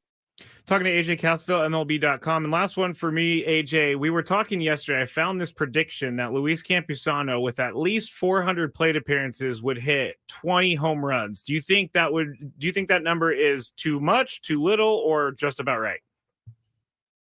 That sounds just about right to me. The 400 plate appearances is the obvious kind of question mark. That's glaring to me because he hasn't done that yet. And that's not to say he can't. It's not to say he won't. I think if he gets 400 plate appearances, which is probably the right number to shoot for also. I mean, you probably don't want a catcher in his first full season in the major leagues getting 550 plate appearances and being the everyday guy. And it's part of the reason they traded for Higashioka was to have a 1B to Campusano's 1A. So I think, his ceiling is extremely high. And he's kind of one of these guys where the Padres obviously are not going to replace Juan Soto with one. There's no other Juan Soto coming into San Diego, but if they get a little bit more from Machado, a little bit more from Bogarts, if they get a guy like Campusano breaking out and he can be healthy for those 400 plate appearances and do what he did offensively, you start to see the pieces of why this offense could, and I think maybe should be better than what it was last season, even when they had Juan Soto. Lastly, AJ, you kind of hit on it a little bit in terms of the up in the airness of Joe Musgrove, or no guarantees, I should say, with Yu Darvish and Joe Musgrove. But those two coming in should be healthy to start spring training. How big of a deal? Because remember, both of those guys had setbacks or the World Baseball Classic last year. How important you think it will be for those two to have a healthy spring training in order to get off to a right start? Yeah, if those guys have a healthy spring and just kind of a regular build up, and they get out on the mound, maybe those are your two guys pitching in the Korea series. Like that is huge, and a stark contrast to what happened last season when the Padres got off to their slow start and didn't have those guys reliably for early in the season, and didn't have them at the end of the season either. And it's just, if those are your two guys, and if Blake Snell's not coming back, those are the guys you're going to rely on. And there are obviously question marks. They're both guys in their 30s who are coming off injuries, and so everything we've heard so far this offseason is positive on that front. But you just want to see them get out during spring training and build up, throw those 2 innings and 3 innings and 4 innings and 5. And once that all becomes real and they get to the point where they're ready for the regular season, if that's the case, that is so big for this team, because on top of those guys being really good pitchers when they're healthy, they're kind of the leaders of this rotation and two of the most well-respected guys in that clubhouse. No doubt about it. And them getting off to a healthy start could pay big dividends. AJ, we're going to do this more often, man. It's about that time. As I told you before we started, your time is coming to an end, as is mine. We appreciate you coming on, man. Thank you, AJ. Yeah, thanks for having me, guys. All right, brother. Take care. Tony AJ Gwynn Jr. Cassavell there, MLB.com. Tony, sorry to interrupt you, Tony. It's all right. Tony said his time is coming to an end. The time of off season for AJ Cassavell is coming to an end, right? He kept reminding AJ. I know. Yeah. All right. Nice. We're wrapping things up for a good week of action here inside the Gwynn and Chris Odyssey Palace Studios. Monday, you don't want to miss the show, especially, hard to say, but if the 49ers do lose, it is the show of the season on Monday. If they win, it'll be pretty interesting as well. One way or another, Skraby will be an absolute joy to deal with on Monday. So don't miss the show Monday at 2:00. And don't miss the championship games, noon for the Baltimore KC game, 3:30 Sunday. For Detroit and San Fran, both games will be carried right here on 97.3 The Fan. Couple of quick things. The NBA tonight, 2 gigantic performances. Through 3 quarters, Devin Booker has 52 points. Dang. Phoenix leads at Indiana 114-105. But that's not the biggest output of the night. Through 3 quarters, Luka Doncic has 57 points. Dallas leads Atlanta 108-105. I wonder what his career high is. He's going to break it, whatever it is tonight, because they're only up by 3 points. They're going to need Luka in the 4th quarter. He could have a 70 or an 80 even. We'll see how it all turns out. Enjoy the Skraby Chronicles. They're coming up next with all the complaining that goes on there. I'm not going to try. I'm going to try tonight not to complain. Keep us up to date on Doncic. He's up to 59 now. 59. Yeah. All right. Stick around. More to come.